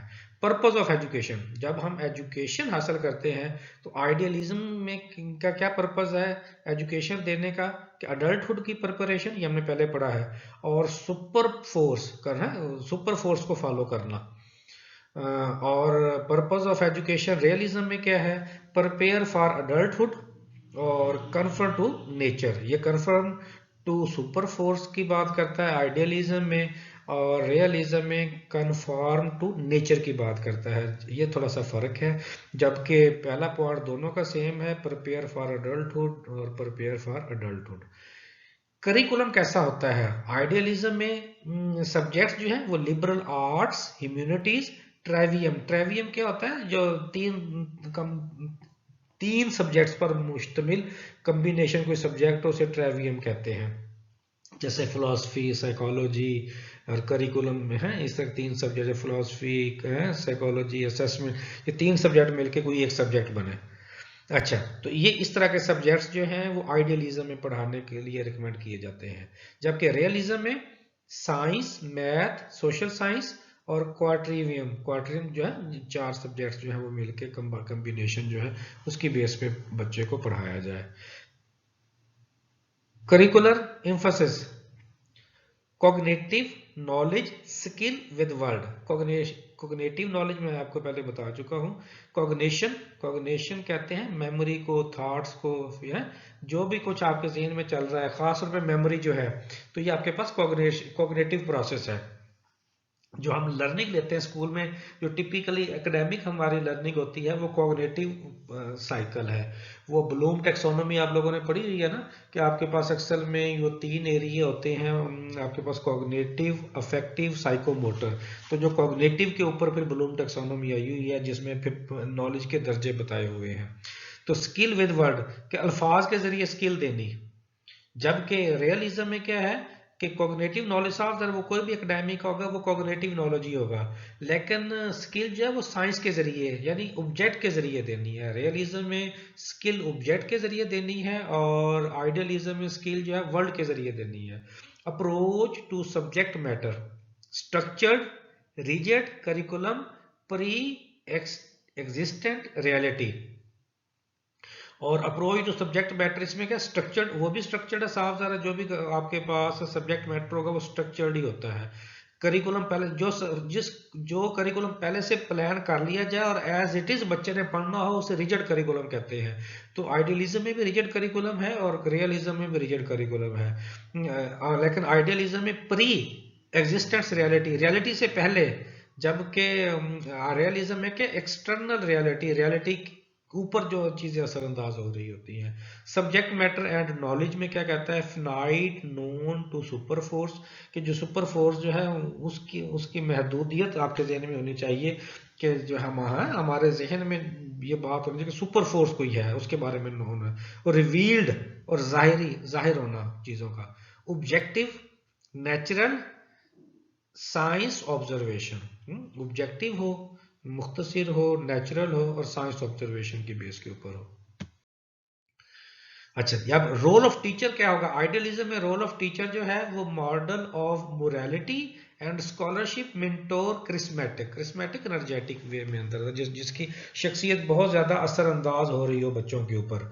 मैं मोरालिटी के ऊपर बहुत ज्यादा जोर है। जैसे मैंने आप लोगों को कहा कि मिसाल के तौर पर एक टीचर है, मूवी सारे देखते हैं, लेकिन एक टीचर अगर होटल पे बैठ के, बाजार में किसी होटल पे बैठ के मूवी देखता है और बच्चे वहां से गुजरते हैं, तो ये कहा जाएगा कि वो टीचर मूवी देख रहा है बैठा हुआ है। इसका मतलब मोरालिटी ये कहती है कि टीचर का करेक्टर इस तरह का नहीं है। हालांकि टीचर का भी दिल होता है, उसने भी उसी तरह का इंसान है, उसने भी उसी तरह की लाइफ गुजारनी है जिस तरह हर इंसान की एक फॉर्मल लाइफ होती है, कि फॉर्मल लाइफ होती है।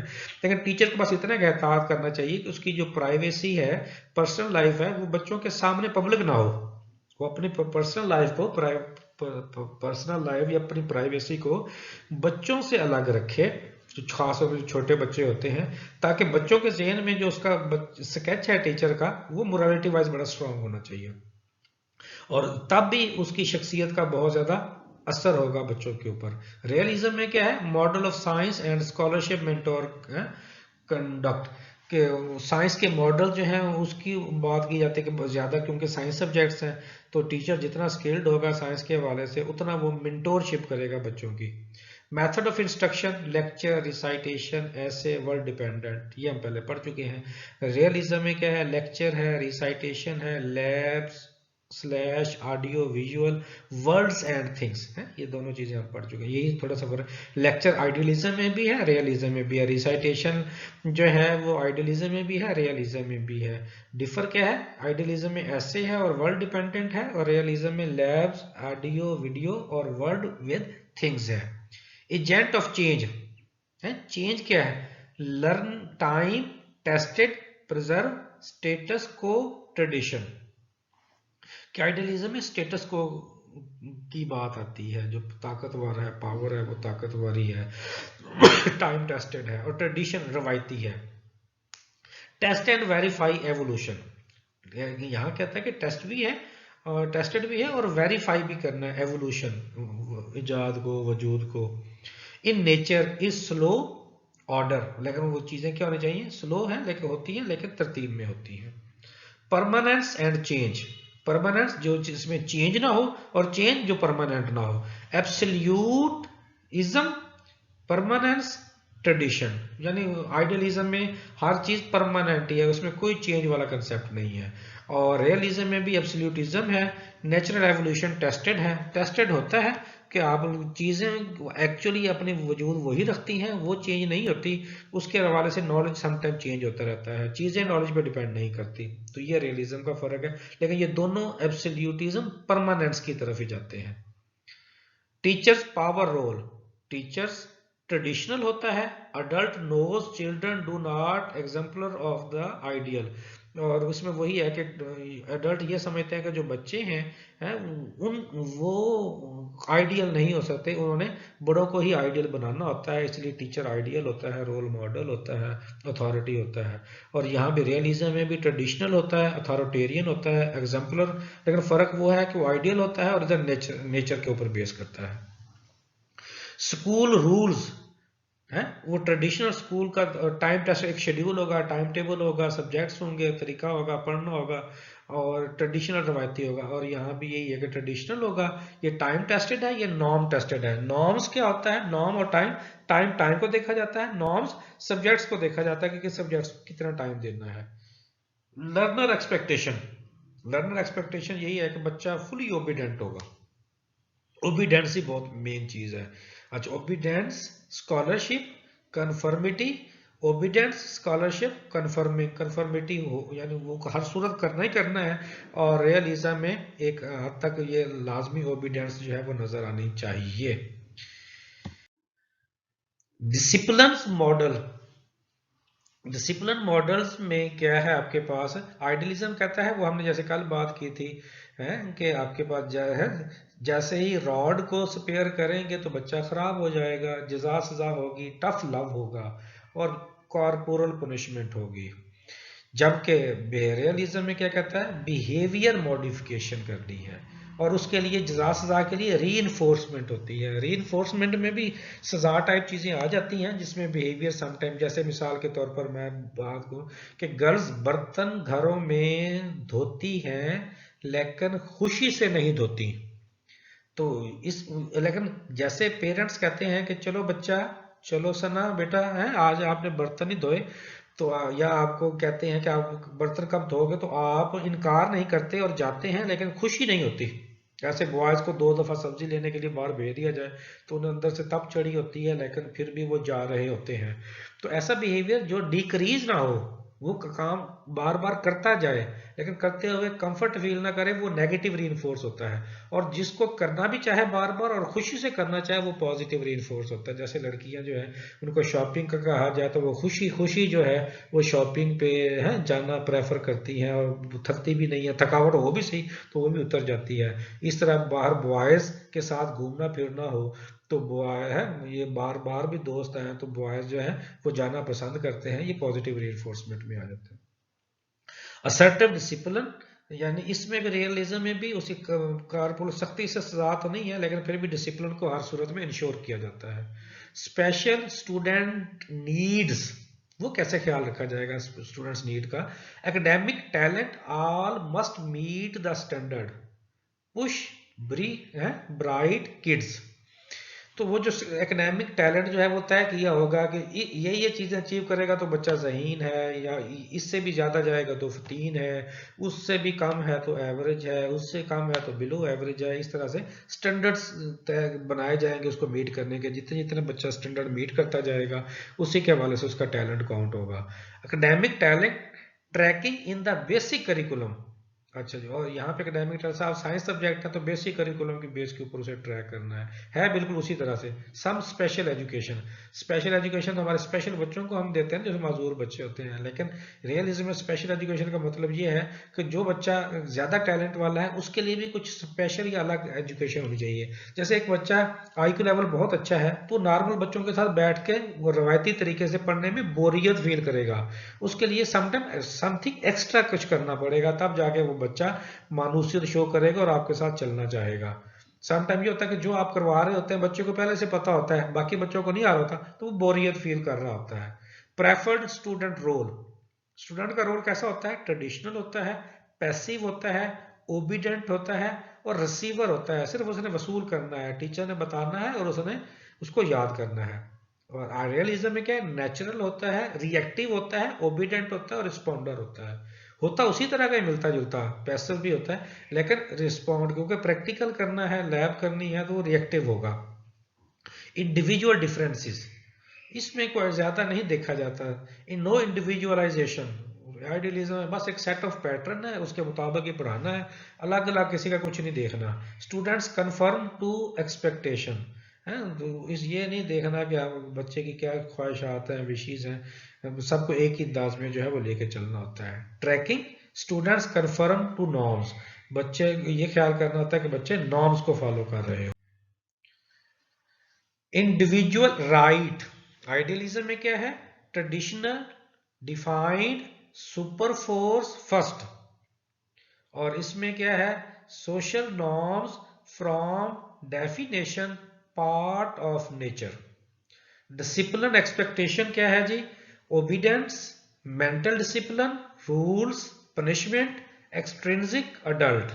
रियलिज्म में क्या है? Behaviourism, modification, reinforcement, extrinsic, adult. तो ये सारी बातें हम पहले कर चुके हैं, तो बार बार आप उन चीजों को रिपीट करने की जरूरत नहीं है। कोई कंफ्यूजन हो तो आप वो पूछ भी सकेंगे। टाइप ऑफ थिंकिंग प्राइज्ड, वो कैसे है? थिंकिंग प्रोसेस कैसे करना है? रोट मेमोरी, आइडियलिज्म है, रेप्टाइलाइजेशन है, ट्रेडिशनल है, कन्वर्जेंट, इंडक्टिव, एरिस्टोटल लॉजिक है कि आपके पास इंडक्टिव और डिडक्टिव आपने पढ़ा। इंडक्टिव होता है जो थ्योरेटिकल नॉलेज देना होता है, कन्वर्जेंट इंडक्टिव, या आपके पास जो होता है जनरलाइज करना जिस नॉलेज को। रियलिज्म में भी वही है, मेमोराइजेशन है ऑफ प्रिंसिपल, डाइवर्जेंट, साइंटिफिक। साफ साफ जब साइंटिफिक होगा तो वो आपके पास एक्टिविटी के बेस के ऊपर होगा और डिडक्टिव होगा। जनरलाइज को स्पेसिफिक भी किया जा सकता है। हु हैज नॉलेज, नॉलेज कहां से हासिल होगा? बुक से होगा, स्कूल से होगा, टीचर से होगा और बड़े बच्चों से होगा। रियलिज्म में भी बुक से होगा, स्कूल से होगा, टीचर्स और अडल्ट से होगा। Who is in charge of the learning space? High teacher control, यानी टीचर का कंट्रोल बहुत ज्यादा होगा और स्टूडेंट का कंट्रोल बहुत कम होगा। रियलिज्म में भी टीचर का कंट्रोल बहुत ज्यादा होगा और स्टूडेंट का कंट्रोल बहुत कम होगा। क्लासरूम सेंटर में क्या है जी आपके पास? क्लासरूम सेंटर में भी जो है जो आपके पास करिकुलम सेंटर्ड और टीचर सेंटर्ड होता है। और रियलिज्म में भी क्योंकि रिजिड करिकुलम है ना, तो बच्चे ने करिकुलम को फॉलो करना है और टीचर को फॉलो करना है। और रियलिज्म में भी करिकुलम को फॉलो करना है और टीचर को फॉलो करना है। करते हैं आइडियलिज्म और रियलिज्म में अकाउंटेबिलिटी, अकाउंटेबल कैसे ठहराना है? To excellence, to academics, traditional, liberal, arts and model. क्योंकि आइडियलिज्म में जो सब्जेक्ट्स थे वो लिबरल आर्ट्स वाले थे, तो इसी में आपने चेक करना है कि बच्चे की एक्सीलेंसी चेक करनी है, बच्चे के एकेडमिक लेवल चेक करना है। ये सारी बातें जो हैं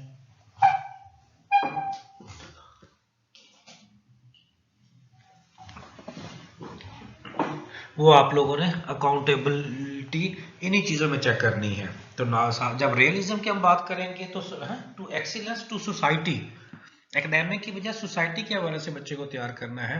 स्टैटिक्स, नॉर्म्स, स्टैंडर्डाइज्ड टेस्टिंग होगी, साइंस में साफ सारा स्टैंडर्डाइज्ड टेस्टिंग ही होती है। टीचिंग आर्ट्स और साइंस, जो आइडियलिज्म है उसमें तो स्पेशली लेक्चरिंग होती है, इज एन आर्ट, ये आर्ट है। और जो आपके पास रियलिज्म है साइंस सब्जेक्ट है तो साइंटिफिक होनी है, ऑर्गेनाइज्ड और टेक्निकल होनी है। ऑब्जेक्टिव्स क्या होते हैं आइडियलिज्म में? Classical, traditional, adult selected, broad, teacher goals. और रियलिज्म में क्या है जी? ऑब्जेक्टिव साइंटिफिक होंगे ट्रेडिशनल की बजाय, अडल्ट सिलेक्टेड, स्पेसिफिक, बिहेवियरल होंगे। Back to basics, tool subjects, humanities, liberal arts, higher standard. और रियलिज्म में क्या है? Tool subjects, math, science, social sciences, higher standards. तो ये सारी बातें हम पहले भी कर चुके हैं। एग्जामिनेशन एंड टेस्टिंग, एग्जामिनेशन लंबे लंबे सवाल पूछे जाएंगे, ऐसे टाइप टेस्ट क्वेश्चन होंगे। Teacher judged formal, external standard, और फॉर्मली तरीके से टीचर जज करेगा और एक्सटर्नल स्टैंडर्ड्स बनाए हुए होंगे। जैसे लॉन्ग क्वेश्चन होता है 20 नंबर का है तो उसे 18 देने हैं, 17 देने हैं, 15 देने हैं, ऐसे। और जो रियलिज्म में ऐसे की बजाय ऑब्जेक्टिव स्टैंडर्ड्स होंगे, ऑब्जेक्टिव टाइप होगा, लैब परफॉर्मेंस होगी और एक्सटर्नल स्टैंडर्ड्स भी चेक किए जाएंगे।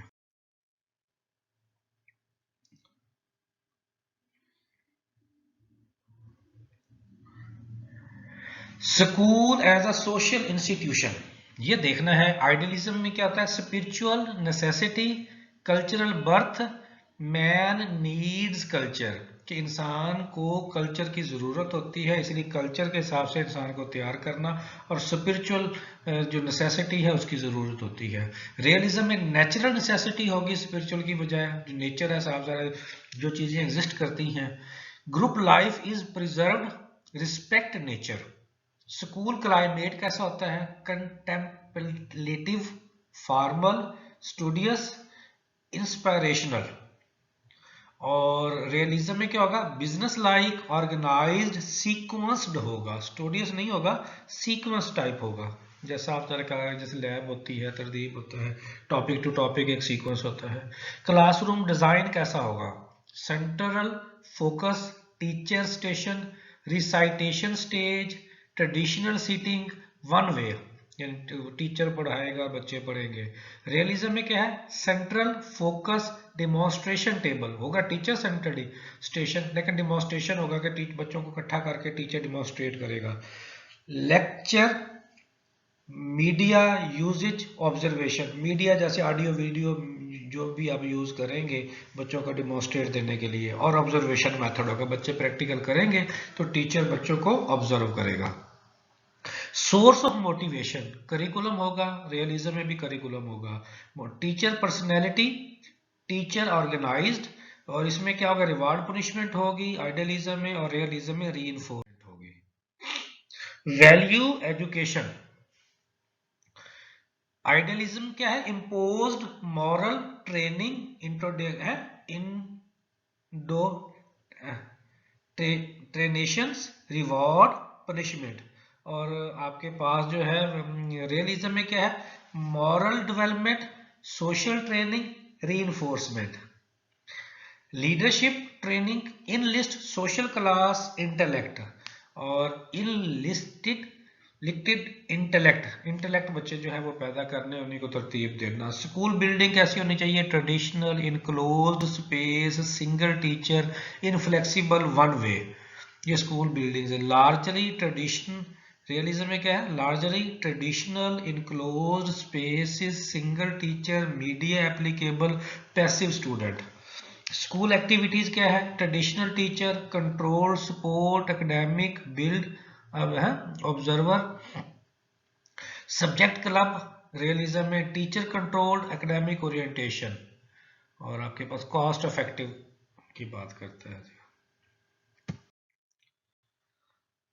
अच्छा, तो ये तो कंपैरिजन आ गया, नेचुरलिज्म हमारा चल रहा था, उसी को हम आगे कंटिन्यू करते हैं। According to naturalism there are two types of nature, that is, वो कौन सी हैं, physical nature and psychology of the child, कि फिजिकल नेचर की बात की जाती है नेचुरलिज्म के अंदर, और बच्चे की साइकोलॉजी की बात की जाती है। They believes that when psychology of the child correspond with physical nature, then only learning happens।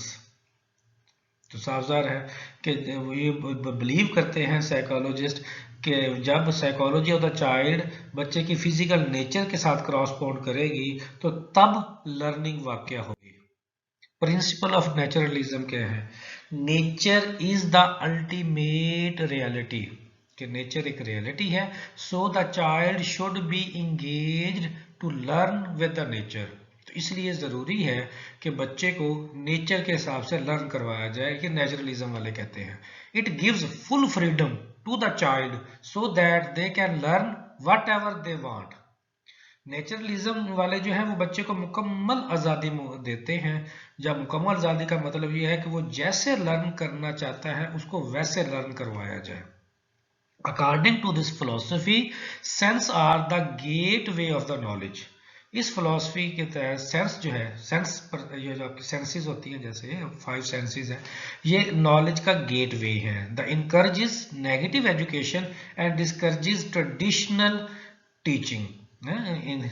जो नेगेटिव एजुकेशन है उसको इनकरेज करते हैं नेचुरलिज्म वाले, वो कहते हैं कि नेगेटिव पॉजिटिव कुछ नहीं होता, असल एजुकेशन ही होती है और अंडरस्टैंडिंग होती है, और अंडरस्टैंडिंग में ये जानना होता है कि क्या नेगेटिव है क्या पॉजिटिव है। और डिस्करेज ट्रेडिशनल, जो रवायती तरीका अंदाज है पढ़ाने का, टीचिंग करने का, उसको डिस्करेज करता है। In addition they believe in child centred education. Naturalism इसलिए मुख्तलिफ है आइडियलिज्म से और रियलिज्म से, ये चाइल्ड सेंटर्ड है। एंड अपोज बुकिश नॉलेज, और ये बुकिश नॉलेज को अपोज करता है। This supports science education and has no faith on soul. और ये साइंस एजुकेशन को सपोर्ट करता है। और नो फेथ ऑन सोल, और ये साइंस सोल जो होता है ना, सोल जिसे हम रूह कहते हैं, इसका मतलब ये है कि ये साइंस में नहीं आता। अगर हम कहते हैं कि जब तक सोल है, रूह है, तो जिंदगी है, तो साइंस वाले कहते हैं कि इसका ओरिजिन बताएं कि हमारे जिस्म में सोल किस जगह वाक़या है। तो आज तक साइंस प्रूव नहीं कर सकी कि सोल बॉडी में किस जगह एग्जिस्ट करती है। ये तो पता है कि एग्जिस्ट करती है, लेकिन साइंस ये उसका ओरिजिन नहीं प्रूव कर सकी। इसलिए सोल को मेटाफिजिकल नॉलेज कहा जाता है, स्पिरिचुअल नॉलेज कहा जाता है, साइंटिफिक नॉलेज के अंदर नहीं लेकर आते हैं। तो और साइंस, ये सपोर्ट नेचुरलिज्म वाले जो हैं वो साइंस एजुकेशन को सपोर्ट करते हैं, सोल फेथ को नहीं करते। Aim of education in naturalism क्या है जी? जैसे रियलिज्म में हमने बहुत सारी बातें की थी, अब नेचुरलिज्म में भी हम बहुत सारी बातें करते हैं। Education should aim at perfect development of individuality. It serves as a mean to attain present as well as future happiness. Indeed, education should enable a child to adapt with their environment. कि education जो है वो इस काबिल बनाती है बच्चे को कि वो अपने एनवायरनमेंट को अडॉप्ट कर सके। ठीक है, वही बात जो मैंने पहले आपको की थी कि एक बच्चा जो है जो बाहर घूमता है जाता है तो उसको सोशलाइजेशन आनी चाहिए, उसे अवेयरनेस आनी चाहिए कि मैंने सब्जी फरोश के साथ कैसे बात करनी है, उससे कैसे चीज़ें परचेज करनी है, मैंने एक प्रोफेशनल बंदे के साथ कैसे कन्वर्सेशन करनी है, एक वोकेशनल आदमी के साथ कैसे कन्वर्सेशन करनी है, चीज़ों को कैसे अरेंज करना है, कैसे अपने काम को कैसे अरेंज करना है, ये सारी चीज़ें उसके अंदर आ जाती हैं। In particular, education prepare the child for future struggles of life. खास तौर पर मकसद क्या है कि बच्चे को इस तरह से प्रिपेयर करना कि जो फ्यूचर में जो स्ट्रगल है लाइफ की, उसके हवाले से बच्चा प्रिपेयर हो कि लाइफ में साफ ज़्यादा बहुत सारी मुश्किलात आती हैं, स्ट्रगल्स आती हैं। अब जिस एज में हम हैं तो हम बता है हमारे पास नंबर ऑफ लिस्ट होगी स्ट्रगलिंग पोजीशन की, लेकिन हम प्रीवियस नॉलेज की बेस के ऊपर उन चीज़ों को सॉर्ट आउट करते हैं, किसी में कामयाब हो जाते हैं, किसी में कामयाब नहीं होते, और फिर अंदाज़ा होता है इस एरिया में हम सेल्फ ग्रूम्ड ही नहीं है, हमारी ट्रेनिंग ही नहीं हुई, हम कोशिश के बावजूद उन चीज़ों को बेहतर नहीं कर पाते, तब जाके उस एज में फिर लोगों को अंदाजा होता है। To enhance self expression of child, ऐसे ये जो सेल्फ एक्सप्रेशन है नेचुरलिज्म में इस चीज़ को हाईलाइट किया जाता है कि जैसे आप जो आपका एक इनर होता है, एक आउटर होता है। आपके इनर के लिए लैंग्वेज चाहिए। अगर अब समटाइम हमें हमारे अंदर बहुत कुछ चल रहा होता है, हमें समझ आ रही होती है, लेकिन जब हम उसे बयान करना चाहते हैं तो हमारे पास अल्फाज नहीं होते, हमारी जो अल्फाज हैं वो हमारी थाट का, हमारे इनर के साथ मैच नहीं हो पा रहे होते, इसलिए बहुत सारी जगहों पे हमारे पास नॉलेज होने के बावजूद हम एक्सप्रेस नहीं कर पाते। तो नेचुरलिज्म इसी बात पे फोकस करती है कि बच्चे का जो सेल्फ एक्सप्रेशन वाला जो लेवल है उसको इन्हांस करना चाहिए, ताकि जो वो कहना चाहे वो अच्छे अंदाज में कह पाए। It should aims at natural development of the child। और इसका क्या नेचुरल और एजुकेशन का मकसद क्या है नेचुरलिज्म के मुताबिक कि बच्चा नेचुरल डेवलपमेंट करे, जैसे नेचर के मुताबिक इंसान है उसकी डेवलपमेंट वैसे हो, पाबंदियों में ना फिरता फिरे। करिकुलम फार्मिंग, अच्छा करिकुलम से पहले जो है मैं आपके पास करिकुलम कैसा फॉर्म होगा नेचुरलिज्म के लिए? Principle of child centred education, that mean curriculum should be framed according to the needs, interest, aptitude of the student. पहले जो करिकुलम था वो रिजिड था, आइडियलिज्म में भी और रियलिज्म में भी, वो चाइल्ड सेंटर्ड नहीं था।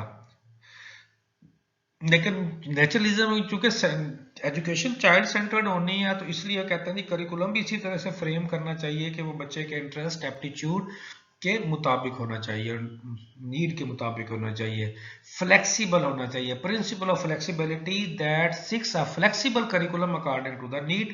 तो यही फर्क है, करिकुलम यहाँ पे फ्लेक्सिबल की बात करता है। The principle of activity and play or activity based curriculum, और करिकुलम जो है वो एक्टिविटी बेस्ड होना चाहिए। फर्क ही क्या है, फ्लेक्सिबल भी होना चाहिए और एक्टिविटी बेस्ड होना चाहिए। उसके बाद principle of life centredness, that means curriculum should relate with the life of the people. कि जिस तरह के लोगों की लाइफ है करिकुलम उसके मुताबिक हो, ताकि बच्चा उसी के हिसाब से प्रिपेयर्ड हो सके। The principle of scientific study के मुताबिक होना चाहिए। Principle of broad based curriculum with equal emphasise on past, present and future. इस तरह का हो कि जिसमें प्रेजेंट, फ्यूचर है, पास, सारे ही दौर के लिए वो एक जैसा फ्रूटफुल हो। Moreover gives importance to the subject like nature study, agriculture. यहाँ देखो सब्जेक्ट चेंज हो रहे हैं, nature study, agriculture, gardening, art, craft, botany, geology, geography. इस तरह का सब्जेक्ट कहते हैं जी बच्चे को पढ़ाने चाहिए। मेथड ऑफ टीचिंग क्या होनी चाहिए नेचुरलिज्म में? Learning by doing method. साफ जब स्टूडेंट सेंटर्ड होगा तो लर्निंग बाय डूइंग मेथड होगा। In order to ensure active involvement of students in the teaching learning process. Play way method, खेल खेल में सिखाना चाहिए। लर्निंग बाय एक्सपीरियंस और एक्टिविटीज मेथड, लर्निंग एक्सपीरियंस और एक्टिविटी मेथड होना चाहिए। Self government and self effort of students to learn by themselves. Self government and self effort, या सेल्फ गवर्न कह लें कि खुद को है, इस तरह का मेथड होना चाहिए कि बच्चा खुद को ग्रूम कर सके, खुद एफर्ट कर सके, खुद से एक्टिविटी करे लर्निंग के लिए। Observation method where student observe their surrounding environment, बच्चा इर्द गिर्द को सराउंडिंग को ऑब्जर्व करने के बाद फिर एक्टिविटी करे, इसे ऑब्जर्वेशन मेथड कहते हैं। इन्वायरमेंट को ऑब्जर्व करे, पीपल्स को ऑब्जर्व करे, थिंग्स को ऑब्जर्व करे and learn from his observation, और अपनी ऑब्जर्वेशन से भी लर्न करे। They follow different method of teaching according to the interest, capacities and aptitude of the child. और ये भी चाहिए कि different method of teaching use करने चाहिए बच्चे के इंटरेस्ट को, कैपेसिटी को और एप्टीट्यूड को देखते हुए। अदर्स क्या है जी? Apart from this model naturalist adopt Dalton plan, kindergarten, excursion method, Montessori method, experimentation method etc भी इस्तेमाल किया जाता है। टीचर का क्या रोल है जी नेचुरलिज्म में? Teacher must be A friend of the child. इसके बारे में मैं आके पूछूंगा आपसे, आपकी क्या राय है कि टीचर और चाइल्ड के दरमियान फ्रेंडशिप होनी चाहिए। कुछ कहते हैं कि फ्रेंडली होना चाहिए, कुछ कहते हैं जी फ्रेंडशिप होनी चाहिए। पर ये बच्चा या जैसे आप स्टूडेंट हैं, आप ज़्यादा बेहतर इसके ऊपर राय दे सकते हैं कि आप क्या समझते हैं नेचुरलिज्म वाली इस थॉट के साथ आप माइंड फॉलो करते हैं या एग्री करते हैं या नहीं एग्री करते हैं। Also teacher should behave sympathetically and affectionately toward the children.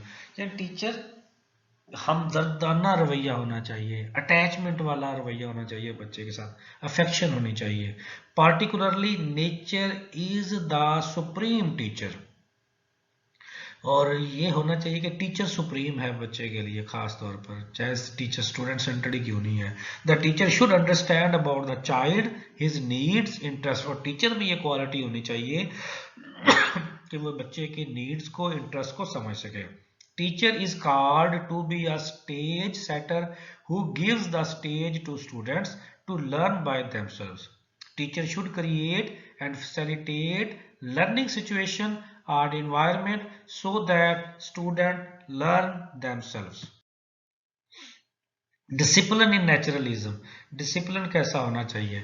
Naturalist gives full freedom to the child to perform as well as learn whatever he likes. ये बात हम पहले कर चुके हैं कि बच्चे को फुल फ्रीडम होना चाहिए कि जैसे वो पढ़ना चाहता है, जैसे वो सीखना चाहता है, उसको वो माहौल दिया जाए। There is a full freedom, free society as well as no punishment. Moreover, naturalists assume that the child has no knowledge of good and bad. बच्चे को इस बेस पे नॉलेज नहीं देना चाहिए कि what is good what is bad, knowledge देना चाहिए और प्रैक्टिकल अंडरस्टैंडिंग करवानी चाहिए कि बच्चे को गुड और बैड की अंडरस्टैंडिंग खुद से हो सके, खुद से ना उसके जेल में डालते रहे कि what is good what is bad. But he suffers pain when he makes a mistake and player when he does something right. यानी जब गुड बैड की बात करेंगे तो इसका मतलब है जब वो गलती करेगा तो वो पेन फील करेगा, और जब वो कोई राइट काम करेगा तो वो प्लेजेंट या प्लेयर फील करेगा, तो फिर वो कंडीशनल हो जाएगा। दस ही गेट्स रिवॉर्ड और पुनिशमेंट फॉर हिज एक्शन, और इस तरह से बच्चा जो है वो रिवॉर्ड और पुनिशमेंट अपने एक्शन से हासिल करता है। Merits of naturalism. It gives the child a very important place in the educational process. It treats a child as child and not an adult. वो कहता है कि नेचुरलिज्म में बच्चे को बच्चे की तरह डील करना चाहिए, ना कि बड़ों की तरह डील करना चाहिए कि उससे मैच्योर समझें, उससे गलती तस्वर करें कि होगी नहीं जैसे। The child is good and pure at the time of birth, और बच्चा जो है वो हमेशा अच्छा होता है और खालस होता है at the time of birth. Further, it considered nature as the best teacher in whose company the child learns better because society is full of evils. हाँ जी, बच्चे को जो खराबियां तो सोसाइटी से मिलनी है ना, बच्चा तो आपके पास प्योर होता है और टीचर का काम है कि वो उसको इस तरह की कंपनी दिलवाए कि वो जो सोसाइटी की इवल्स है उससे बच सके। It considers individuals interest, aptitude, inclination, needs and capacities while structuring the curriculum. It prepares and encourages the child to engage in experimentations, discoveries and inventions. It motivates the child to acquire more knowledge in natural environment. कि बच्चा ज्यादा अच्छे environment के अंदर knowledge हासिल कर सके। ये तो थे मेरिट्स। डी मेरिट्स क्या है? Nature centred studies makes the child unsocial with no feelings of social services. जब बच्चे को सेंटर्ड कर देंगे तो बच्चा तो फिर सोशल नहीं रहेगा ना, बच्चा बाकी बच्चों के साथ भी नहीं सीखेगा, वो तो इंडिविजुअल लर्निंग की तरफ जाएगा तो उसकी सोशलाइजेशन अच्छी नहीं रहेगी। Naturalism ignore the spiritual world, वो तो स्पिरिचुअल की बात नहीं करते और मटीरियल वर्ल्ड ओनली की बात करते हैं। Naturalism lay stress on solution for the present needs and problems and neglect his future needs and problems. As a result it has failed to prepare the child for future life. Naturalism advocates unrestricted freedom for the child which is undesirable and harmful for the child. हाँ, तो वो वही है ना, जब good और bad का concept नहीं देना, फ्रीडम देनी है, कोई सख्ती नहीं होनी, तो फिर समटाइम जो है हार्मफुल भी सिचुएशन हो सकती है बच्चे के लिए। It minimise the role of the teacher, और ये सबसे बड़ा डीमेरिट है कि इसमें एजुकेशन प्रोसेस में टीचर का रोल मिनिमाइज है। Therefore the teacher is merely as observer, और टीचर बस सिर्फ और सिर्फ ऑब्जर्वर के तौर पर काम करता है। Sympathetic guide and helps in structuring experience for the child. तो ये डीमेरिट बताए जा रहे हैं। तो ये था आपके पास नेचुरलिज्म जिसको हमने स्टडी किया। आगे जो है वो आपके पास आ जाता है प्रैग्मेटिज्म। तो ये अगला पोर्शन शुरू हो रहा है, उसमें देखते हैं कि वो क्या कहता है। प्रैग्मेटिज्म, जॉन डेवी की तस्वीर बनी हुई है और अब टाइम थोड़ा है तो इसलिए मैं डिस्कशन की तरफ नहीं आ रहा। तो 5-6 स्लाइड्स हैं, इसको मैंने कंप्लीट करना है तो फिर मैं आप लोगों के पास आता हूँ। अच्छा, इसका बानी कौन से हैं, क्या क्या नाम दिया हुआ है? Charles Sanders, Paris, Williams James और जॉन डेवी। और ज्यादा मशहूर जो है वो प्रैग्मेटिज्म का तीनों में से जो सबसे ज्यादा मशहूर है वो जॉन डेवी है, तो ज्यादा काम भी इसी का ही है। इसके मुताबिक, रोज के मुताबिक, pragmatism is essentially a humanistic philosophy maintaining that man creates his own values in course of activities, that reality is still in making and await its part of completion from the future। तो humanistic philosophy है जिसमें man create हो रहा है अपनी values के साथ, यानी इंसान पैदा होता है अपनी ही वैल्यूज के साथ है, और वो कोर्स ऑफ एक्टिविटीज करता है और reality is still is making, उसका वेट कर रही होती है और अपने फ्यूचर की कंप्लीशन की तरफ मूव करता है। प्रिंसिपल्स ऑफ प्रैग्मेटिज्म क्या है? Man is considered as essentially biological and social animal. तो उसकी जो पैदाइश का जो प्रोसेस है वो बायोलॉजिकल है कि उसके प्री बर्थ के 9 मंथ जैसे मदर कॉम में बच्चा गुजारता है, फिर उसकी ये बायोलॉजिकल प्रोसेस है, फिर दुनिया में डिलीवर होता है और फिर दुनिया में रहने के वो वैल्यूज नॉर्म्स सीखता है तो वो सोशल ऑर्गेनिज्म बन जाता है। Knowledge should be experimentally verified and it should be useful to the learner. Pragmatism has faith in man capacity to shape his density. There are no absolute values, all values are relative. यानी कोई भी absolute का मतलब अलग अलग कोई भी values नहीं होती, हर वैल्यू दूसरी वैल्यू के साथ अटैच होती है, उसको रिलेटिव कहते हैं. What works as useful becomes a values. Only those theories which can work in practical situation are true. Pragmatist is more concerned with the present and immediate future. Pragmatism accepts only the knowledge which is empirical, which can be experienced at sensory level. Only those ideas which can be realized in a life are real. तो ये सारी बातें आप लोगों की understanding में आ रही हैं. होपफुली कंफ्यूजन होगी तो वो डिस्कस कर लीजिएगा. Pragmatism and AIIMS of education क्या होगा? Harmonious development of the individual, यानी ह्यूमैनिटी के हवाले से जो है बच्चे की डेवलपमेंट करनी है. कंटिन्यूस एक्सपीरियंस, बच्चा लाइफ में मुसलसल एक्सपीरियंस करता रहे.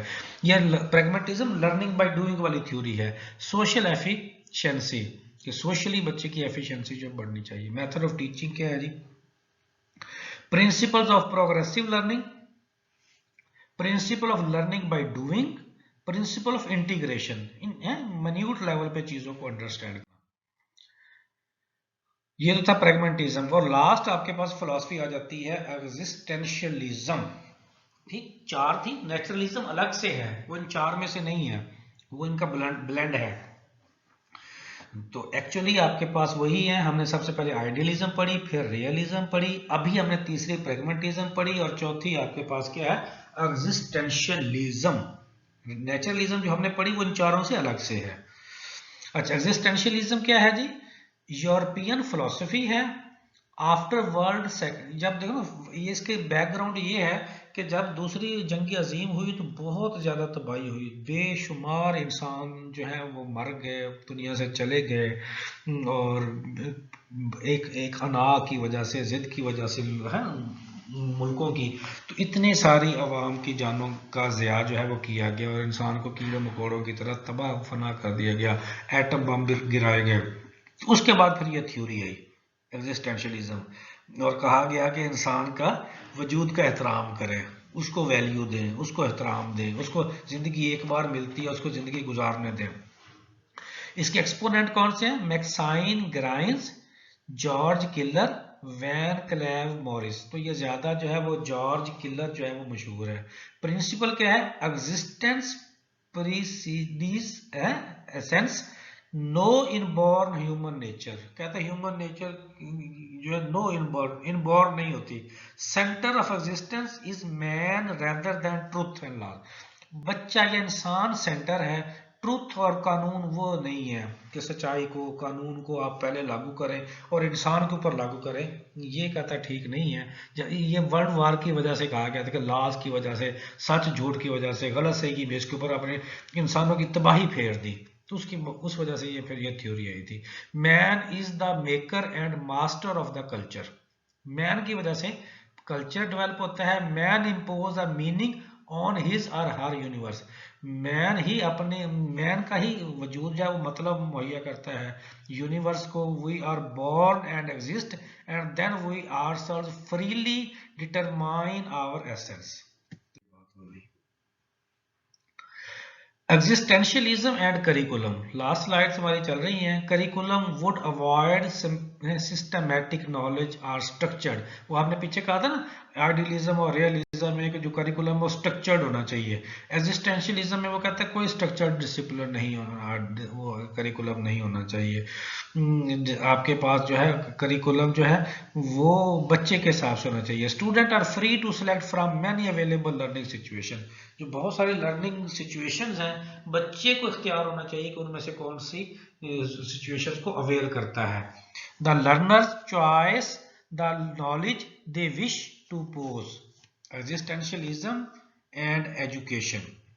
एजुकेशन कैसी होनी चाहिए? Choices that each person has to make and that education is a process of developing consciousness, about the freedom to choose and the meaning of and responsibility for one's choice। तो इस तरह से वो बात करता है कि आपके पास एग्जिस्टेंशियलिज्म में एजुकेशन बच्चे की अपनी चॉइस होनी चाहिए, वो क्या मजमून पढ़ना चाहता है, क्या किस तरह की एक्टिविटीज करना चाहता है, किस तरह के इंसान। टीचर जस्ट फैसिलिटेटर का रोल उसके लिए अदा करना, उसकी कॉन्शियसनेस में क्या चीज़ें आ रही हैं, उस टोटल में उसे फ्री होना चाहिए, उसको जस्ट एक इन्वायरमेंट प्रोवाइड करना है जिसमें वो बच्चा अपने ही वो सारी बातों को आइडियलाइज करने को प्रैक्टिकली उसको इम्प्लीमेंट कर सके और अंडरस्टैंड कर सके।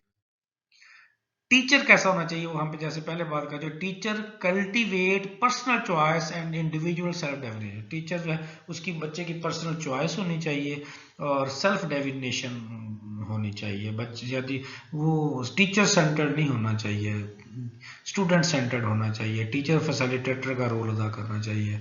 मेथड ऑफ टीचिंग क्या होने चाहिए, सेल्फ एक्सप्रेसिव एक्टिविटीज, बच्चे को सेल्फ एक्सप्रेसिव बनाना है, एक्सपेरिमेंटेशन की तरफ लेकर जाना है। Methods and medias that illustrate emotion, feeling and insight, ये तीन चीजें, emotions, feelings and insight. Time होगा तो इसके ऊपर भी हम बात करेंगे। इन चीज़ों के हवाले से मेथड्स जो है वो यूज़ करने चाहिए कि ताकि बच्चा इनमें चैनलाइज हो सके और इमोशनल स्टेबल हो सके, फीलिंग्स वाइज स्टेबल हो सके, इनसाइट लर्न कर सके अपनी चीज़ों। तो इस तरह से जो है हमने 4 थ्योरीज पढ़ी, आइडियलिज्म, रियलिज्म, प्रैग्मेटिज्म और एग्जिस्टेंशियलिज्म। और इनके दौरान एक अलग से भी थ्योरी पढ़ी, फिलॉसफी पढ़ी, वो हमने पढ़ी नेचुरलिज्म। तो I wish you all the best, आप लोगों को बेहतर समझ आ गई होगी। उम्मीद है कि आप लोगों ने आज के लेक्चर को अंडरस्टैंड किया होगा। Best of luck.